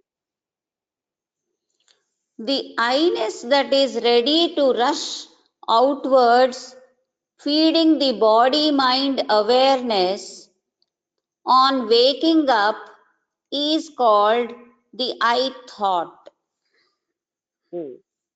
ఈ బాడీ మైండ్ అవేర్నెస్ లేవగానే మనకు వస్తుంది ఎరుక, అంటే మనస్సు నేను, శరీరం నేను అనే ఎరుకతో మనం ఎన్నో రకాలైనటువంటి వాటి వెనకాల పరిగెడుతూ ఉంటాం. While the I-ness that is on waking up is called the I-thought, while the I-ness that is stilled within, with its movements arrested at the spiritual heart, is called I amness or pure beingness. ఇది ఈ body mind తో అది విడిపోయి అది spiritual గా ఉన్నటువంటి heart తోటి ఏకత్వం అయిపోతే దాన్ని అయామ్నెస్ అంటే ఆ ఐనెస్ అనేది అప్పుడు నేను అని ఆ చైతన్య స్థాయి అన్నదానికి వెళ్తుంది అనమాట. అప్పుడు నేనే ఈ నేనుకి ఈ బాడీ మైండ్ నేనన్న భావనలోంచి మైండ్ నేను కానని మైండ్కి అస్తిత్వమే లేదు, శరీరం నేను కాను అని ఫైనల్ గా ఆ నేను అనేది ఆ ఆత్మ చైతన్యమే నేను అన్న స్టేజ్కి వెళ్తుంది అనమాట అక్కడ. One can thus see that the I thought is the mind itself. I అన్న ఆలోచన కేవలంగా మనస్సుతోటే వస్తుంది. అందుకే మనస్సు లేకపోతే నేను లేను. మనస్సు ఉన్నంత వరకు ఐ అని నేను నాది అన్న థాట్స్ ఉంటాయి. ఇంతటితో ఈ వర్స్ అయిపోయింది 18. ఇక్కడ 7:52 అయింది, ఇక్కడ ఆపుదాం. అంటే ఈ మొత్తం ఈ శ్లోకాల్లో మనకి ఇవాళ మనస్సు మీద బాగా కాన్సన్ట్రేట్ అయ్యేటట్టుగా చేశారు. అంటే సాధనలో మనస్సు ఎంత ప్రముఖ పాత్ర వహిస్తుంది మనకి ఇంకా క్లియర్ గా చెప్పారు. బాడీ మైండ్ లోంచి అసలైనటువంటి ఈ దానికి మనస్సు ఎప్పుడైతే లయం అయిపోతుందో అసలైన నేను అంటే మనకి ఆ నేను అన్నది ఉనికి ఉంటూనే ఉంటుంది. నిద్రపోయినప్పుడు మనస్సే లేదు, నిద్ర బాగా పట్టిందని ఎవరు చెప్తున్నారు? మనస్సు లేనప్పుడు. అంటే ఆ నేను అన్న ఉనికిలోంచి మనకి తెలుస్తుంది. లేచి లేవగానే ఈ నేను అన్నదానికి ఒక ఆశ్రయం కావాలి, అందుకే అది శరీరాన్ని మనసుని ఆశ్రయం చేసుకుంటుంది. అయితే ఎప్పుడైతే మనస్సే లేదన్న స్థితి తెలుస్తుందో అప్పుడు ఆ నేను అసలైనటువంటి ఆధ్యాత్మిక హృదయంలో స్థాపితంగా ఉండిపోతుంది. అప్పుడు ఆ వ్యక్తికి అసలైనటువంటి ఆ పరమ చైతన్య పరమాత్ముడి యొక్క అనుభవం వచ్చినప్పుడు అప్పుడు ఉండేది ఆ ఆ నేను కాన్షియస్నెస్ వేరు. అంటే ఇప్పుడు మనకేం చెప్తున్నారు? మనస్సుని ఏ విధంగానైనా అది ఎలా అయితే దృశ్య ప్రపంచం కూడా లేని దాన్ని ఉన్నట్టు భ్రాంతి చేస్తుంది, భ్రాంతిలా కనిపింప చేస్తుంది. అంటే ఎంత పెద్ద గారడివో ఆ లేని వస్తువులన్నింటి వైపు పరిగెట్టేటట్టు చేస్తుంది. ఇక్కడ రమణ మహర్షి ఏం చెప్తున్నారంటే ఆ లేని వస్తువులకి ఎందుకని పరిగెడతారు? ఉన్నదైనటువంటి ఆత్మ చైతన్యమే ఒక్కటే సత్యం, దానికే పరిగెట్టడం మాని బయట ఉన్న లేనివని ఉన్నవిగా భ్రాంతిగా కనబడుతున్న వాటికి ఎందుకు మనం పరిగెట్టి మనస్సుని బాధల పాలు చేసుకుంటున్నాం? ఏదైతే సత్యమో దాని వైపే మనం అన్ని శక్తులు ప్రసరింపచేస్తే ఆ సత్యానుభూతి వచ్చి వ్యక్తి ఆనందంతో శాంతితో హాయిగా ఉంటాడు. అయితే మనం ఎక్కువ సమయం ఏం చేస్తున్నాం అన్నది మనం చూడాలి. అయితే ఇక్కడ మనస్సు అన్నది లేనే లేదు అనేది మనకి యోగ వాసిష్టంలో చెప్పారు. అన్ని చోట్ల లేని మనసు ఇంత గారడి ఆడుతుంది. అలాంటిది ఈ నేనన్న స్పృహ మనలో ఉందే, ఆ నేను స్పృహ మనస్సుని కాను, బుద్ధిని కాను, శరీరాన్ని కాను, ఇంద్రియాలని కాను. మన నేను వీటన్నిటినీ కానప్పుడు నేను ఆత్మ చైతన్యాన్ని అయ్యినాననేది అది నెమ్మదిగా అంతర్గత విచారణ వల్ల తెలుస్తూ ఉంటుంది. ఇది మనందరికీ ఈ అన్ని శ్లోకాల్లో చెప్పారు.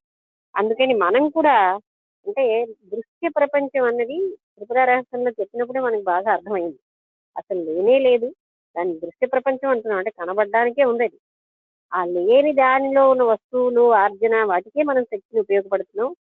ఎప్పుడు కూడా జీవితంలో ఒక రోజులో కొంత భాగమైన సత్యం రేపు పెట్టడం లేదు. అందుకని ఇన్ని వేల జన్మలు కోట్ల జన్మలు అవసరం పడుతున్నాయి. సత్య స్ఫూర్తికి, సత్య యొక్క అవగాహనకి, సత్య అనుభవానికి అన్ని జన్మలు పట్టడానికి కారణం ఏంటంటే అసత్యం వైపే మనిషి మనస్సు వెళ్ళిపోయి అదే సత్యం అని భ్రాంతిలో జీవించడం కారణంగా అన్ని రకాలైన వేల జన్మలు అవసరం పడుతుంది.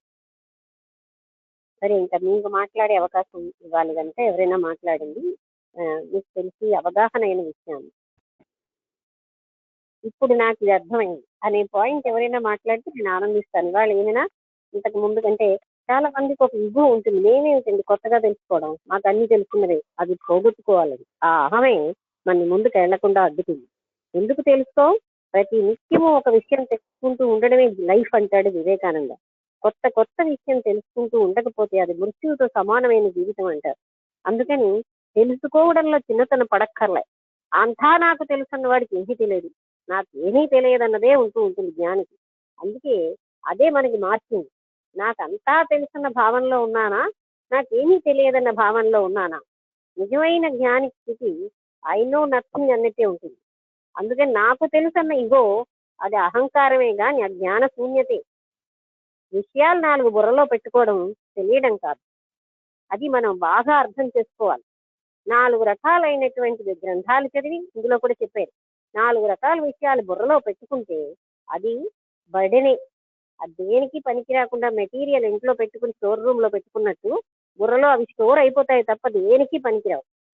అందుకే ప్రతి క్షణము సత్యం తెలుసుకోవాలన్న తపన కూడా దైవానుగ్రహం వల్లే వస్తుంది.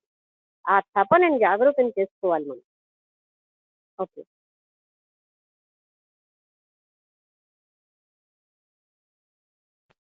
నమస్తే అమ్మా, వసంత మాట్లాడుతున్నాను.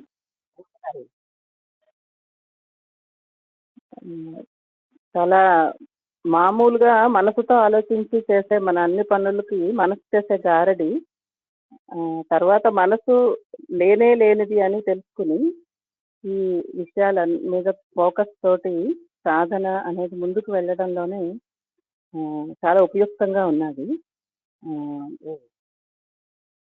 నమస్కారం. నమస్కారం.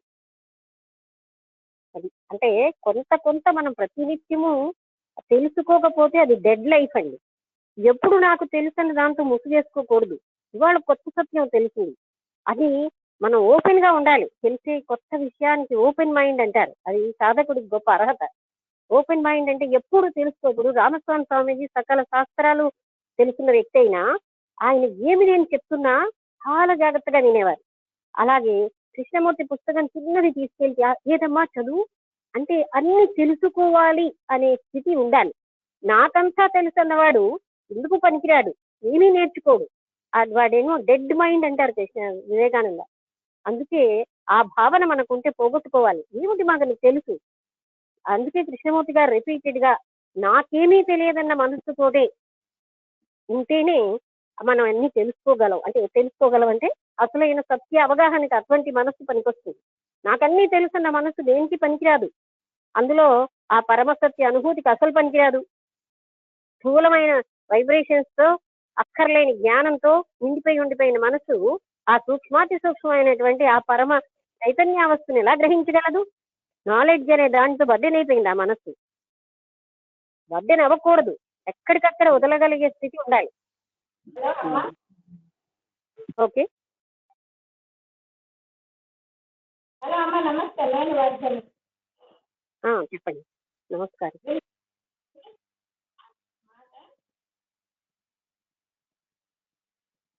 మాట వినిపిస్తున్నదా? ఇప్పుడు వినిపిస్తుంది. ఇందాకలో ఏం మాట్లాడినా వినబడలేదు. చెప్పండి. అదే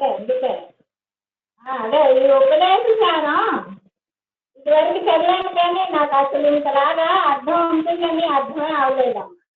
అయితే ఇప్పుడు పూర్తిగా అన్ని ముఖ్యమైన మనసుతో బంధించబడి ఏ పని చేయకుండా నిర్వీర్యంగా అయిపోయాను. మమ్మల్ని ఒక చైతన్యం ఆలోచించి మమ్మల్ని నడిపిస్తున్న గురువుగా మీ ఆశీర్వచనం ఉంటే కొంచెమైనా మమ్మల్ని మేము సరిదిద్దుకోగలం అనుకుంటున్నానమ్మా. సంతోషం. అదే ఇప్పుడు అందరికీ పాఠమేనండి. ఈ విషయం ఏంటంటే, నేను ఎందుకు ఇలాంటి చిన్న చిన్న సూక్ష్మమైన రహస్యాలు లాంటివి చెప్తున్నానంటే, ఈ బర్డెన్ ఆఫ్ నాలెడ్జ్ అన్నది మనం గ్రహించటంలే. నాకు చాలా విషయాలు తెలుసన్నది ఒక అహంకారంగా మనసు ఎప్పుడు ఎన్నో విషయాలతో నింపేసుకుని, అలాగే భౌతికమైన విషయాలైనా అలా నింపుకోవాల్సిన అవసరం లేదు. ఎప్పుడు మనసు ఎంటీగా ఉంటే సృజనాత్మకంగా, నిత్య నూతనంగా, బోరింగ్ గా బతకం. ఎప్పుడు కూడా ఇంట్రెస్టింగ్ గా ఉంటుంది మన స్థితి. ప్రాపంచిక విషయాల్లో కానీ ఆధ్యాత్మిక విషయాల్లో కానీ నథింగ్ గా ఉంటేనే ఒక రకమైన ఆనందానుభూతి వస్తుంది. నాకన్నీ తెలుసు అన్న వాడికి ఎప్పుడు ఎదుగుదల ఉండదు, ఏం తెలియదు అనమాట. అన్నీ తెలుసు అనుకున్న వాడికి ఏమీ తెలియదు. అక్కడ అసలు తెలియదు అన్న మనస్తత్వం ఉన్నప్పుడు ఎంత సూక్ష్మతరం అయిపోతుందంటే ఎన్నో సూక్ష్మాతి సూక్ష్మమైన విషయాలు రివీల్ అవుతాయి. వాళ్ళు ఏమీ పొందలేరు, అన్నీ తెలుసని అహంభావంతో ఉన్నవాళ్ళు. అది అహంభావన అని కూడా వాళ్ళకి తెలియదు. అందుకని మ్యాటర్ నింపుకోవడం పెద్ద విషయం కాదు. కృష్ణుడు కూడా అదే చెప్తాడు, నువ్వు పిల్లని గ్రోవిలా ఉంటే నిన్ను నేను వాడుకుంటాను, నీ ద్వారా నేను బౌన్సరీ అంటే వాయిస్తానంటాడు. అంటే పిల్లని గ్రోవిని వాయిస్తానని అంటే మనం నథింగ్ అయిపోతే పరమాత్ముడు వచ్చి కూర్చుంటాడు. సంథింగ్ గా ఉన్నప్పుడు ఏమి రాదు అక్కడ. అది కూడా ఎన్ని రకాలుగా చెప్పినా ఇదే విషయం. అందుకని మనస్సు ఎంటీ అయిపోవాలి. ఆ మనస్సుతో ఉన్న గారడీతోటే నాకొచ్చు అనుకుంటాం. అదంతా కూడా ఉత్తి భ్రాంతి, ఏమీ మనకి రాదు. మనస్సును ఎంటీ చేసుకోవడమే రాదు, మనస్సు లేని స్థితికి వెళ్ళడమే రాదు. అదే సమస్తంగా అడ్డుగా జీవిస్తూ అదే వచ్చని భ్రాంతిలో జీవిస్తున్నాం. ఓకే, ఓకేనమ్మా, థ్యాంక్ యూ. ఇంకెవరైనా ఏమైనా చెప్తారా? హలో, నేనే ఒక చిన్న విషయం చెప్దామని అనుకున్నాను. ఇదంతా చదవక మునుపు అంటే కొన్ని ఏళ్ల నుంచి రమణ మహర్షి గారు ఎప్పుడు హూ యామ్ ఐ అనే క్వశ్చన్ మిమ్మల్ని మీరు తెలుసుకోవడానికి క్వశ్చన్ వేసుకోండి అనివారని నేను చదివాను. నేను అడుక్కుంటూ ఉండేదాన్ని హూ యామ్ ఐ అని. కానీ నాకు అంతగా ఎప్పుడు ఆన్సర్ ఎప్పుడు తట్టలేదు. ఇప్పుడు చదివిన తర్వాత even to ask that question you have to discard your leave the attention from the external objects. అంటే అది ఈ పాయింట్ ఇవాళ తెలిసింది. అది అంటే మనం అలా క్వశ్చన్ వేసుకోవడానికి కూడా మనం బయట వరల్డ్ నుంచి you have to with draw your self inward. అది ఇవాళ నాకు కొంచెం తెలిసింది కొంత. అది చూడండి, అదే మనకి అంటే అష్టావకర గీతలో యోగ వాసిష్టంలోని త్రిపుర రహస్యంలో ఏం చెప్తున్నారు? నా అన్న భావం, నా వాళ్ళు అన్న భావంలోంచి కూడా విత్డ్రా అయిపోవాలి. అది కూడా భ్రాంతే. ఎందుకంటే అది మనకి బాగా బోధపరిచేది. అలాగే బాహ్య వస్తువులన్నీ నావి అని వాటి పట్ల ఆసక్తిని మనం వదులుకున్నప్పుడే, వాటిల్లో సుఖం ఉందన్న ఆసక్తిని కూడా వదులుకున్నప్పుడే వసంతలత ఇవాళ గ్రహించినట్టుగా అప్పుడు మాత్రమే ఆ నేనేమిటి అన్న దానికి మనస్సు అటు వెళ్తుంది. లేకపోతే మనస్సు ఎప్పుడు బాహ్య వస్తువుల ఆర్జనలోనే, బయట అలాగే నేను నా గొప్ప అనే దాంట్లో చెప్పుకోవడంలో, నా వాళ్ళు అనుకున్న దాంట్లో మునిగిపోయి ఉంటుంది. ఒకవైపు ఏమో వస్తు భ్రాంతి, ఒకవైపు నా వాళ్ళన్న భ్రాంతి, రెండు పోవాలి. అప్పుడు మనస్సు సంసిద్ధతకు వస్తుంది. ఏంటని నేనేమిటి అన్నది తెలుసుకునే వైపు మళ్ళుతుంది. అంతవరకు వీటిల్లోనే మునిగిపోతుంది. అందుకనే ఇలాంటి నమస్కారం, చెప్పండి. ఈరోజు ఉపదేశ సారంలో ప్రత్యేకించి గ్రహించుకున్న అంశం ఏంటంటే, నా వరకు నేను సాధారణంగా ప్రాపంచికంగా ఉండేటప్పుడు ఒక రకమైనటువంటి మనస్థితి ఉంటే, ఆధ్యాత్మిక ప్రయాణం చేస్తున్నాము, సాధన చేస్తున్నాము అనేటప్పుడు అది మరికొంచెం ఉన్నతంగా ఉండేటట్టుగా అనిపిస్తుంది. ఈరోజు ప్రత్యేకించి తెలుసుకున్న విషయం ఏంటంటే, అదొక నిర్దిష్టమైనటువంటి స్థితిలో లేనప్పుడు ఇందులో కూడా ఒక పెద్ద గందరగోళమే ఇమిడిపోయి ఉంటుందండి. అంటే ఒక సద్గురువు లేకపోతే ఒక నిర్దిష్టమైనటువంటి శాస్త్ర మార్గము మనం పాటించలేకపోయినా, లేకపోతే శాస్త్రము నిర్దేశించినటువంటి నియమాలని మనం పరిపూర్ణంగా అనుసరించకపోయినా కూడా ఈ ఆధ్యాత్మిక సాధన చేస్తున్నాము అన్న దాంట్లో కూడా పెద్ద గందరగోళమే విడిపోయి ఉంటుంది. అందుకోసం ఎక్కువ ఇన్సిస్ట్ చేయలేదు రమణ మహర్షి మాత్రం, మనం గమనించాలి పాయింట్. ఎందుకంటే గైడెన్స్ లోపల వస్తుందని చెప్తారు కదా. ఎందుకంటే గురు చెప్పుకోరు ఆయన గురువు, ఎందుకంటే గైడెన్స్ లోపలే ఉంది మనకి, అక్కడి నుంచే వస్తుందని కూడా. అవునండి, అంటే ఆ గందరగోళం నుంచి మనం బయటపడాలన్నా కూడా ఒక నిర్దిష్టమైనటువంటి మార్గం కూడా అవసరమని నాకు అనిపిస్తుంది. మార్గం మనకి లోపల నుంచే తెలుస్తూ ఉంటుంది. అవునండి, అది అనుభూతి చెందని వరకు కూడా మనం కొంచెం అహంకారంతో, అందులో కూడా ఎంతో కొంత అహంకారంతోనే మళ్ళీ మనం ప్రవర్తిస్తుంటామని, దాన్ని కూడా మనం లేకుండా చేసుకుంటేనే పరిపూర్ణమైనటువంటి ఆధ్యాత్మిక సుఖాన్ని, ఆ ఉన్నతిని పొందగలం అనేటువంటి విషయం ఈ రోజు అర్థమవుతుందమ్మా నాకు. అసలు నిజం చెప్పాలంటే ఏ చదవకపోయినా ఏ శాస్త్రం చదవకపోయినా బాహ్య వస్తువుల మీద మనస్సు వెళ్లకుండా మనస్సుని లోపల ఉన్న సత్యం నేనన్న దాని మీదనే పెట్టమని చెప్తున్నారు. బాహ్య వస్తువుల మీద మనస్సు వెళ్లకుండా ఉండడానికి చదువులు ఏమీ సాయం చెయ్యవు. అది ఎవరి ప్రజ్ఞలో వాళ్ళు చూసుకోవాలి. అశాశ్వతమైన అసత్యమైన మనస్సు అంటే ఆ వస్తువుల పైన మనస్సు వెళుతోంది. మనస్సుకి అస్తిత్వం లేదని, ఆ వస్తువులకి అసత్యమే, వాటిపైనే దృష్టిని మరల్చడం వల్ల నేను అసలైన సత్యాన్ని రేపు పెట్టకపోవడం వల్ల నా జీవితం వేస్ట్ అవుతోంది అని తెలుసుకోవాలి. అది చదువుతూ లేదు.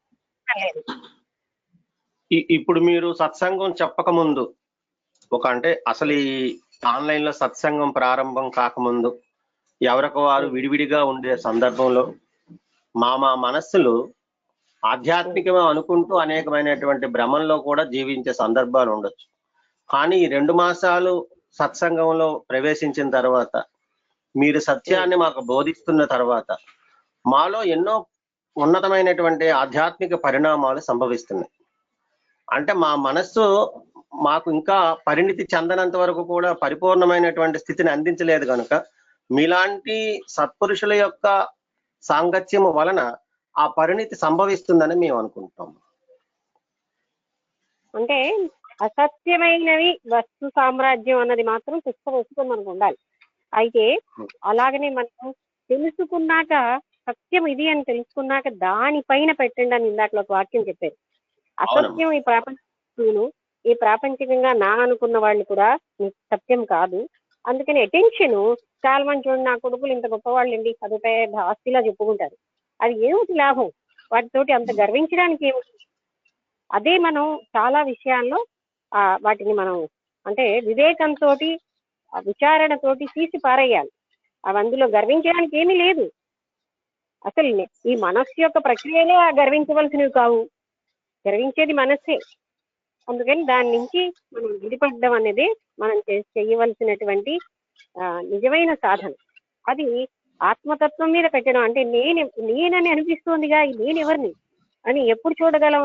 ఎప్పుడు ఇది అది అని వెళ్ళి పరిగెడుతూ పారిపోతున్న మనస్సు, పూజలు పునస్కారాలు ఇవి అవి చెయ్యాలి, అమ్మో చేయకపోతే ఏమిటో ఇలా పారిపోతున్న మనస్సు, నా వాళ్ళని మోహంతో నిండిపోయిన మనస్సు ఎలాగండి అది పనిముట్టుగా పనిచేస్తుంది? అసలు ఆ మనస్సు పోవడానికి అది బలం అయిపోతుంది వీటన్నిటి వల్ల. దానికి ఆహారం ఇచ్చేస్తున్నాం, దాని కోరికలు తీర్చుకునే కొద్దీ ఆహారమే. అటువంటి మనస్సు ఇలాగా లయం అవడానికి పనికొస్తుంది. అది మనం గమనించాల్సి. దానికి రోజు పుష్టిని ఇచ్చేస్తున్నాం, మనం రోజు ఆహారం పెట్టి బాగా లావు చేసేస్తున్నాం. అది శూన్యం. అంటే ఇక్కడ ఇవాళ నుంచేనా మనస్సు అసత్యమైన విషయాల్లోనే పెడుతున్నామని గ్రహించితే చాలు, అందులోంచి బయటకు వచ్చేస్తుంది. ఆ గ్రహింపు ఉండాలి. నేను నా పిల్లల మీద పెట్టినా, నా వాళ్ళ మీద పెట్టినా, నా వస్తువుల మీద పెట్టినా, బాహ్య వస్తువుల మీద పెట్టినా అసత్యం మీద పెడుతున్నాను, సత్యం మీద పెట్టడం లేదు. ఆ ఒక్క స్పృహ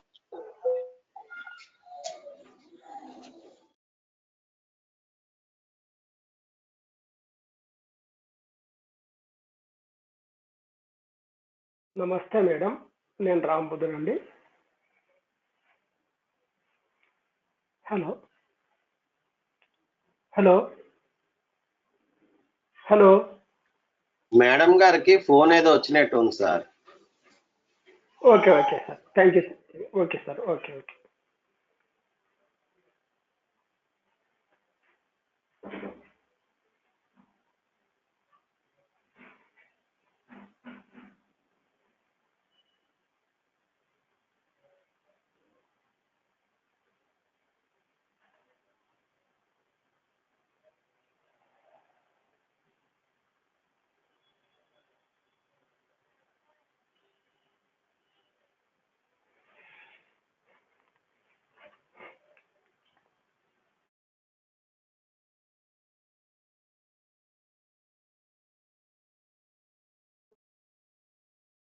హలో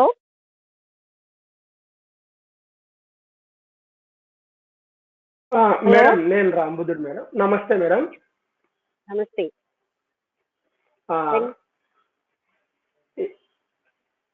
ఇది ఏం లేదు మేడం, అంటే ఇప్పుడు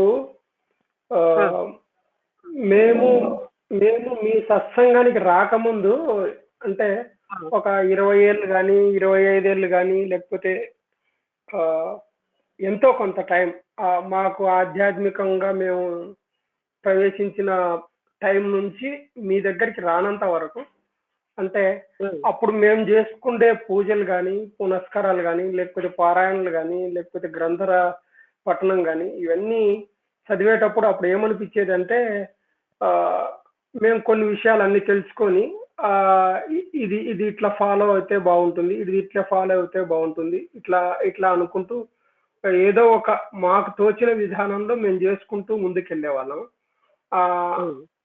ఆ విషయంలో ఏమైతుందంటే మేము సహజంగా చదివిన విషయాల్ని ఏదో ఒక విజ్ఞానం అంటే మాకు వచ్చింది, ఒక తెలివి వచ్చింది. అంటే ఇంతకు ముందు ఉన్న విషయాల కంటే ఇప్పుడు మేము కొంచెం ఉన్నతంగా ఇది చేసాము. నేను ఇది చదవడం వల్ల నాకు ఈ నాలెడ్జ్ వచ్చింది, నేను ఈ శాస్త్రం ఇది చేయడం వల్ల నాకు ఇది వచ్చింది అంటే నేను పొరుగువాడి కంటే నేను కొంచెం అన్ని కొంచెం ఉన్నతంగా కొంచెం ఏదో తెలుసుకోగలిగాను. ఈ విధంగా నేను పూజలు కానీ లేకపోతే పారాయణలు కానీ ఇవన్నీ చేసుకొని ఒక సరైన మార్గంలో ఇది చేస్తా ఉన్నాను. అంటే ఒక మంచి ఆధ్యాత్మిక విషయంలో బాగా ముందుకెళ్తున్నాను అనే ఒక భ్రమలు ఉండేటివి. అంటే ఆ భ్రమలు అన్ని అంటే మనసు యొక్క ఆలోచనలన్నీ ఒక ఏదో క్లారిటీగానే ఉంది మాకు లైఫ్, మేము ఒక పద్ధతి ప్రకారమే ముందుకెళ్తున్నాము ఆ టైప్లో ఆలోచనలు ఉండేటివి. ఇప్పుడు మీరు వచ్చి మీ ప్రసంగాల ద్వారా ఒక విజ్ఞానం మాకు ఇవ్వడం వలన ఏమవుతుందంటే అసలు మేము ఇంతకు ముందు చేసుకున్న ఆ విషయాలన్నీ కూడా గందరగోళంలోనే ఉండేవి అనేది అంటే ఒక సరి అయిన మార్గము అనేది అప్పుడు మాకు లభించలేదు. ఏంటంటే ఏది ఇప్పుడు ఒక గురువు ప్రవచనాలు ఉంటే ఈ గురువు ఓకే, ఇంకో గురువు ప్రవచనాలు ఉంటే ఆ గురువు ఓకే, లేకపోతే ఒక గ్రంథం చదివినామంటే ఆ గ్రంథం ఓకే, లేకపోతే ఇంకో గ్రంథం చదివామంటే ఇంకో గ్రంథం ఓకే. ఇలా గందరగోళంగా ఎప్పటికప్పుడు ఏ గ్రంథం చదివితే దానికి ఇన్స్పైర్ కావడం, ఏ గురువు వచనాలు చదివితే దానికి ఇన్స్పైర్ కావడం, లేకపోతే ఇంకొక అలా ప్రతిసారి మా మనసు ఒకదాని నుంచి ఇంకొక దానికి జంప్ అవ్వుకుంటూ ఇట్లా అంటే ఎప్పటికీ వర్ధమానంలో మనం ఏదైతే చదవడం కానీ ఏదైతే ఇది చేస్తున్నామో దాని మీద ఫోకస్ చేసి ఇట్లా నడిపించే జీవితం అన్నట్టు. అంటే ఒక స్టాండర్డ్ వే అనేది ఇది లేకోకుండా ఏదో తోచిన మార్గంలో అలా నడిపించుకుంటూ ముందుకెళ్ళే పరిస్థితి నుండి మీరు వచ్చిన తర్వాత ఒక క్రమబద్ధత అంటే మనసు ఇంద్రియాలు అంటే ఒక ఎలా ఇంద్రియాల నుంచి మనం ఆ యొక్క చైతన్యాన్ని ఎలా గ్రహించలేము ఏంది ఒక అంటే క్లారిటీగా మీరు ఎక్స్ప్లెయిన్ చేయడం వలన ఒక సరి అయిన పద్ధతి అంటే ఒక ఆలోచన విధానం ఎలా ముందుకెళ్ళాలి ఏంటి అనేది ఒక క్లారిటీ డే బై డే ఒక క్లారిటీ వస్తుంది. దాని ద్వారా అంటే కొంతలో కొంతైనా నేను అనే దాన్ని శోధన ద్వారా సాధించడానికి అవకాశం లభించింది. మెయిన్ ఏంటంటే అహంకారాన్ని ఏ విధంగా ఇది చేయాలి అనేది కరెక్ట్గా ఒక ఆలోచన విధానం అయితే వచ్చింది. ఈ యొక్క మనసు చేసే గందరగోళం పరిస్థితులన్నిటినీ మీరు పర్ఫెక్ట్గా ఒక పద్ధతి ద్వారా చెప్పడం వలన ఈ మనసును కూడా అణచడానికి ఎన్ని మార్గాలు ఉన్నాయి ఏం సంగతి అనేది కొంత తెలుసుకోగలుగుతున్నాము. దాన్ని అంటే ప్రాక్టికల్గా ప్రయత్నం చేస్తే కొంచెంలో కొంచెం సాధించడానికి అవకాశం ఉంది అనేది మీ ద్వారా మేము ప్రతిరోజు అంటే ఈ రోజు నుంచి నెక్స్ట్ డేకి ఇంకొక విధానం లేకపోతే మరో విధానం ఇట్లా అన్ని విధానాలు తెలుసుకుంటూ ఆధ్యాత్మిక మార్గంలో ఒక సక్రమమైన దారిలో ఒక పద్ధతైన విధానంలో ముందుకెళ్ళగలుగుతున్నాము అనేది మేము గ్రహించాను మేడం. అది నా యొక్క వ్యక్తిగత అభిప్రాయం. అది పరిస్థితి madam. Thank you very much. సంతోషం అండి. ఇంకెవరైనా ఏమైనా మాట్లాడతారా?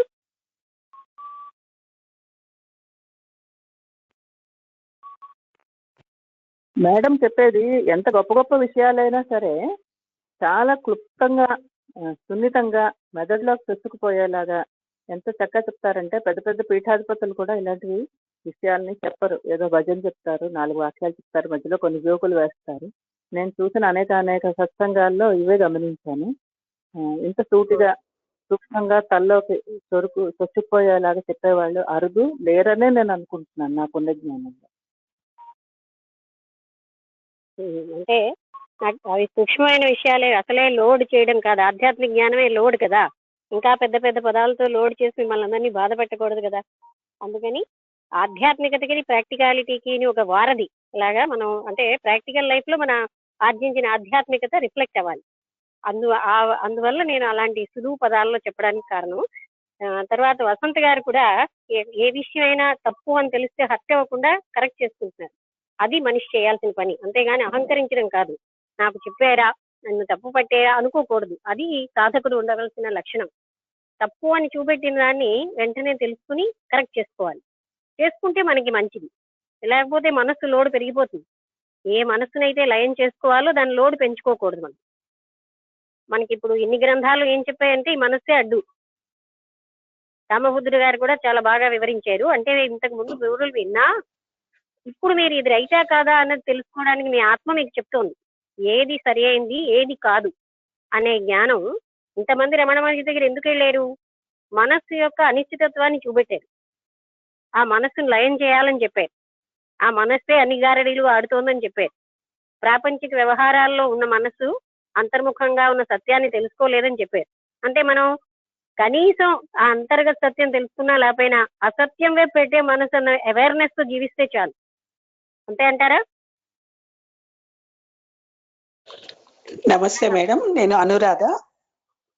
చెప్పండి.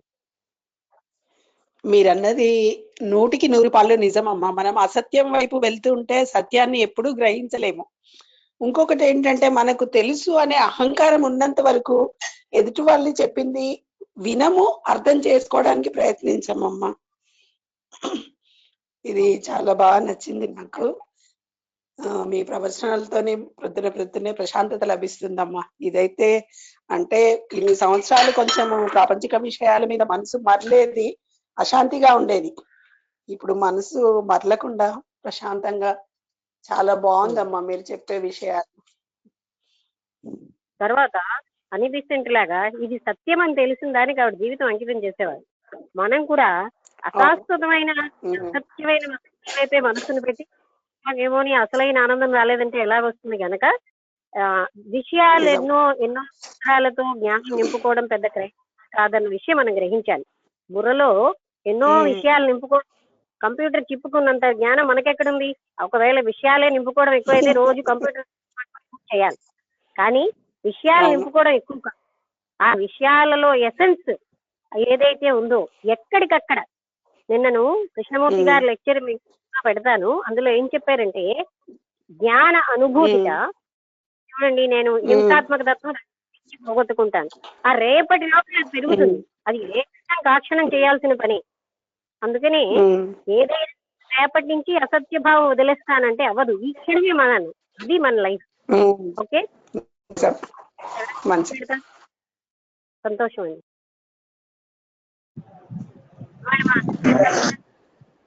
లేదు, సీతాకుమారి గారు చెప్పండి. హలో,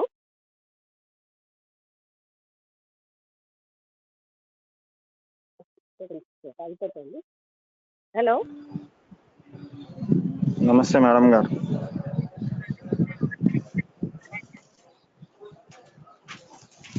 హలో, నమస్తే మేడం గారు.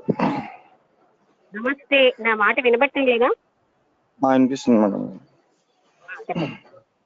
అంటే రమణ మహర్షి మీద ఇంతకుముందు చాలా గ్రంథాలు చదివాను మేడం గారు. కానీ ఆ గ్రంథాలు చదివిన దానికంటే మీరు ఈ సత్సంగం ద్వారా అంటే ప్రతి విషయాన్ని అంటే మనసే ఎంత గారిడి చేస్తుంది అన్నటువంటి సత్యాన్ని క్లియర్ కట్గా మాకు అర్థమయ్యే పరిభాషలో చెప్పడం జరుగుతుంది మేడం. అంటే మొత్తం ఈ మనస్సే ఇన్ని గారిడీలు చేసి ఇది చేస్తుంది అన్నటువంటి సత్యాన్ని బాగా అంటే కూలంకషంగా చెప్పడం జరుగుతుంది అనమాట. అందుకే ఎంత పెద్ద వైద్య గ్రంథం అయినా సరే వైద్యుడితో సమానం కానట్టు అంటే మేము ఎన్నో గ్రంథాలు చదివి ఉండొచ్చు, చదివినా సరే ఇది సత్యం ఇది అసత్యం అన్నటువంటి భావన అయితే మాకు సరిగ్గా అందులో దొరికేది కాదనమాట. సో ఈ సత్సంగం ద్వారా ఏంటవుతుందంటే గత 2 నెలల నుంచి ప్రతి విషయాన్ని కూడా, ఎందుకంటే ఇప్పుడు ఎవరో చెప్పారు మఠాధిపతులు పీఠాధిపతులు కూడా చేయలేనటువంటి ఒక సత్యాన్ని భగవంతుడు అంటే యూనివర్సల్ ఏం చేస్తుందంటే మీ ద్వారా మాలాంటి వాళ్ళకి మాలాంటి సాధకులకి ఇంకా ముందుకెళ్ళడానికి ఎందుకంటే విషయం, ఎందుకంటే ప్రతి గ్రంథం ఏం చేస్తుందంటే రైటర్ యొక్క ప్రభావం ఆ గ్రంథం మీద పడుతుందండి. ఎందుకంటే ఎన్నో గ్రంథాలు చదివాను కాబట్టి నేను చెప్తున్నాను. ఎందుకంటే అలా కాకుండా మనం ఏంటి, నేను ఇప్పుడు రమణ మహర్షి నేనేంటి నీలో నువ్వు చూసుకోవటం అంటే ఈ గ్రంథాలు చదివినంత మాత్రం మనలో అంటే అంతరిక ప్రజ్ఞ అనేది రావటం అనేది చాలా దుర్లభం. అంటే మీ యొక్క ప్రజ్ఞ ద్వారా మీ యొక్క విధి విధానం ద్వారా మాలాంటి సాధకులలో ఎంతో గొప్ప ఉత్సాహాన్ని ఇచ్చి ఇంకా ఇంకా ఇంకా ఏం చేయాలి ఇంకా ఏం చేయాలి ఇంకా ఏం చేయాలి అంటే ఆత్మజ్ఞాన తత్వాన్ని ఈరోజు ఎవరు చెప్తున్నారో మేము ఎవరు చెప్పటం లేదు. మామూలు జ్ఞానం చెప్పకపోతే ఇంకా ఆత్మజ్ఞానంలోకి ఇంకేం వెళ్తాం అంటే మాలాంటి సాధకులకి ఇది గొప్ప ఉపయుక్తమైంది అనమాట. అంటే ఎన్నో జన్మల యొక్క పుణ్యం చేత కానీ ఇలాంటి యొక్క సంభాషణ కూడా మేము వినలేం. అంటే భగవంతుడు ఏం చేశాడంటే ఓ పిల్లకి పట్టి మీ ముందు కూర్చోబెట్టాడు అనమాట. అలా కూర్చోబెట్టడం వల్ల ఏంటవుతుందంటే మేము వినగలిగి ఇంతకుముందు అయితే మేము ఏంటైతే తప్పులు చేసి నేను కూడా చాలా సార్లు మీ దగ్గర మీరు ఏదో చెప్తున్నా కింద ముందు కోపం వచ్చేది అనమాట. ఏంటి ఎలా చెప్తున్నారంటే నేను ఇలా చదివాను కదా అని. ఇప్పుడు అదేంటంటే ప్రతిది కూడా నా మనస్సు ఇది ఎస్ ఇది రైట్ ఇది వినాలి, ఇది వింటేనే మనకు అర్థం అవుతుంది, లేకపోతే మనమేదో చేసింది కాదు అన్నటువంటి సత్యాన్ని బాగా మనస్సు అనేది అంటే గ్రహిస్తున్నానని చెప్పి నేను అనుకుంటున్నాను. ఎందుకంటే ఇలాంటి విషయాలు మనకి ఎక్కడ కూడా లోకంలో దుర్లభమమ్మ. ఎందుకంటే ఇది ఎవరు చెప్తారు, ఆత్మజ్ఞానం చెప్పే వాళ్ళు ఎవరు ఉంటారమ్మా? ఎందుకంటే చాలా మఠాధిపతి వెళ్ళాం, ఎన్నో ఆశ్రమాలు తిరిగాం, ఎక్కడ తిరిగినా సరే ఇలాంటి విషయాలు అనేది దొరకడం బహు దుర్లభం. ఇలాంటి విషయాలను ఇంత కూలంకషంగా చెప్పినటువంటి మీకు శతకోటి వందనాలమ్మా. నమస్కారం. ఓకే, ఇంకా ముగించేద్దామా? ఎవరైనా మాట్లాడుతున్నారా? నమస్తే మేడం. నమస్తే మేడం, మీరు మాట్లాడలేదేంటి అనుకుంటున్నాను, చెప్పండి. అదే అందరికి ఇంకా ఎక్కువ పరిజ్ఞానం ఉంది కదా, అవన్నీ వింటూ ఉంటారు. వాళ్ళ యొక్క విశ్లేషణ మీ గురించి చెప్పే విధానం నేను ఎప్పుడో అది చెప్పా కాబట్టి అది నాకు అది రోజు రోజు మళ్ళీ మళ్ళీ వింటూ చాలా ఆనందపడుతున్నాను. ఎందుకంటే మీ అసలు ఆధ్యాత్మికత అనే దానిలో పెద్దగా డీటెయిల్డ్ గా వెళ్లకుండా వర్క్ ఈజ్ వర్షిప్ అనుకుంటూ మూఢతత్వం లేకుండా పెరిగాను కాబట్టి నాకు కొంచెం ఆ ఆ తత్వం మీ ద్వారా ఇంకా బాగా వెలుగులోకి తేగలిగాను నేను. అది ఒక టీచర్ గా మీరు పిల్లల్ని ఎలా అట్రాక్ట్ చేశారో ఇప్పుడు పెద్దవాళ్ళని కూడా అంతకన్నా గొప్పగా ఎంతో మంది సాధకుల్ని అట్రాక్ట్ చేస్తున్నారు. అది నాకు చాలా సంతోషంగా ఉంది. ఆ రోజు పిల్లలకి మీరే దైవం. క్లాసులో ఎన్ని క్లాసులకు వెళ్ళినా వాళ్ళు మళ్ళీ మిమ్మల్నే కావాలి అని కోరుకునే వాళ్ళు అని చెప్పిన రోజుల్లో నేను ఎంతో ఆనందపడేదాన్ని. మా మేడం 6th క్లాస్కి వెళ్ళిపోయే పిల్లలు బాధపడిన విషయం చెప్పినప్పుడు, పెద్ద క్లాసులకు వెళ్ళినా లక్ష్మీ మేడం అని కలవరించే తత్వము, అవన్నీ ఆ స్కూలు లైఫ్ లో మనం మాట్లాడుకున్నవన్నీ ఈ రోజు మళ్ళీ నాకు గుర్తుకొస్తున్నాయి.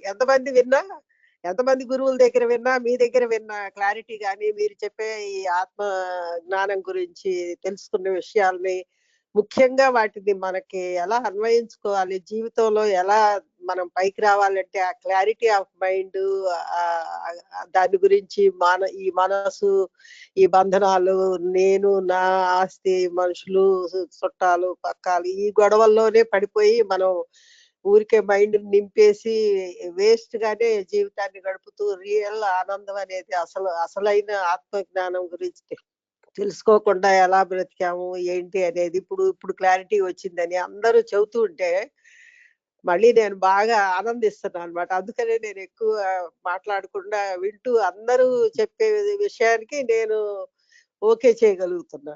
ఎన్ని చదివినా, ఎన్ని పుస్తకాలు చదివినా మీరు చెప్పినంత అరటిపండు ఒలిచి నోట్లో పెట్టినట్టు ఉంటుంది. తర్వాత కటువుగా చెప్పాల్సొచ్చినప్పుడు కటువుగా కూడా చెప్తారు. అది చాలా కరెక్ట్ విధానం. అంటే ఒక టీచర్‌గా, ఒక గురువుగా, ఒక ఆధ్యాత్మిక గురువుగా అన్నీ ఏదో వాళ్ళని నేను గొప్ప అనుకోవాలి అని చెప్పరు మీరు. ఏది నిజమో ఆ సత్యాన్నే బయట పెట్టాలని బాగా తపన పడతారు. అది చాలా అవసరం. ఎందుకంటే మనుషులు ఎంతసేపు ఈ పెద్ద పెద్ద సత్సంగాలు వేల మందిని పిలిచాము, కోట్ల మందొచ్చారు, మాకు శిష్యులు అది ఇదని డబ్బాలు పలుక్కుంటూ డబ్బులు ఆడంబరాలతో చేసేవి అవి చూసి ఈరోజు నేను ఎంతో అదృష్టవంతురాలిని. నిరాడంబరమైన ఒక గురువు నాకు ఒక ఫ్రెండ్, ఒక గురువు, ఒక సహ ఒక ఒక మంచి వ్యక్తిని నేను ఫ్రెండ్‌గా పొందగలిగానని ఎప్పుడు గర్వంగా ఉండేది. 22 ఏళ్ల నుండి అదే ఉంటది.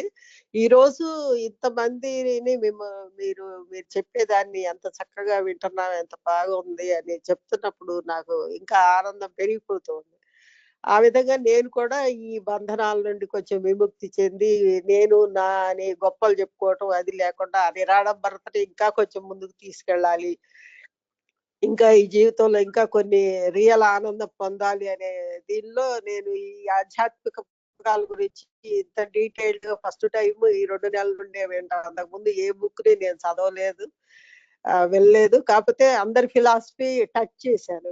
ఒక వివేకానంద, ఒక బుద్ధుడు, ఒక జిడ్డు కృష్ణమూర్తి గారు వీటి గురించి. కానీ వాటి అందరి యొక్క సారం మీ ద్వారా, మీ ప్రవచనాల ద్వారా, వాళ్ళ పుస్తకాల్లో డీప్‌గా ఈరోజు నేర్చుకోగలిగి అలాగే ఇంకొక 20 మంది ఫ్రెండ్స్ ఇలాంటి గొప్పగా బాగా చదివిన వాళ్ళు, వాళ్ళ యొక్క విశ్లేషణ ఇవన్నీ వింటూ చాలా ఆనందంగా ఈ మార్నింగ్, ఈవినింగ్ గూడా చక్కగా ఒక ఉదయాన్ని, ఒక సాయంత్రాన్ని చక్కగా ఆనందిస్తున్నాం. మీ మేడం మిమ్మల్ని కూడా మిస్ అవ్వకుండా మిమ్మల్ని మిస్ అంటే అవ్వకుండా ప్రతిరోజు మీరు వింటూ జీవితం చాలా సాఫీగా, హాయిగా ఉంది. అదే మేడం మీరు అసిస్టెంట్ కమిషనర్ అయ్యుండి అందరికీ చెప్తున్నాను. విశ్వవిద్యాలయానికి అసిస్టెంట్ కమిషనర్ మేడం. కానీ రిటైర్మెంట్ ఫంక్షన్ హైదరాబాద్ నుంచి ఒక ప్రైమరీ టీచర్ అయిన నా రిటైర్మెంట్ ఫంక్షన్కి వచ్చి అందరూ ప్రిన్సిపల్ నన్ను పొగుడుతూ ఉంటే అక్కడ ఉన్నటువంటి వాళ్ళందరూ చెప్పారు మీకంటే మేడం చాలా ఆనందించారు. అలాగనే మిగతా టీచర్లందరూ ఇలాంటి ఆధ్యాత్మిక విషయాల్ని వసంత గారు కూడా హైదరాబాద్ నుంచి వచ్చి వీళ్ళు కేవలంగా మీలో ఉన్న టీచింగే కాకుండా మీలో ఉన్న ఆధ్యాత్మిక తత్వాన్ని కూడా గ్రహించారు, అది నేను ఆనందించానని. ఆ మేడంలో ఏంటంటే ఇతరులు పొగుడుతూ ఉంటే చాలా ఆనందపడుతుంటారు. అంటే నేను ఒకటి చెప్పనా, అప్పుడు చిన్న పిల్లల్లో ఉన్న జ్ఞానులు వాళ్ళు చిన్న శరీరాల్లో, ఇప్పుడు పెద్ద శరీరాల్లో ఉన్న జ్ఞానులు మీరు. శరీరాలు చిన్నవైతేనే పెద్దవైతేనే చెప్పాల్సింది అదే విధంగానే. అంటే విషయాన్ని మనం మాట్లాడుకోవడానికి వీఆర్ ఆల్ ఫ్రెండ్స్. మీరు గురువు అన్నా నేను మాత్రం ఫ్రెండ్ గానే అందరినీ ఫీల్ అవుతాను. ఓకే, సమయం చాలా అయింది. ఇంకా కొంతమంది మాట్లాడాల్సిన వాళ్ళు రేపు మాట్లాడండి. నమస్కారం, ముగించేద్దామా?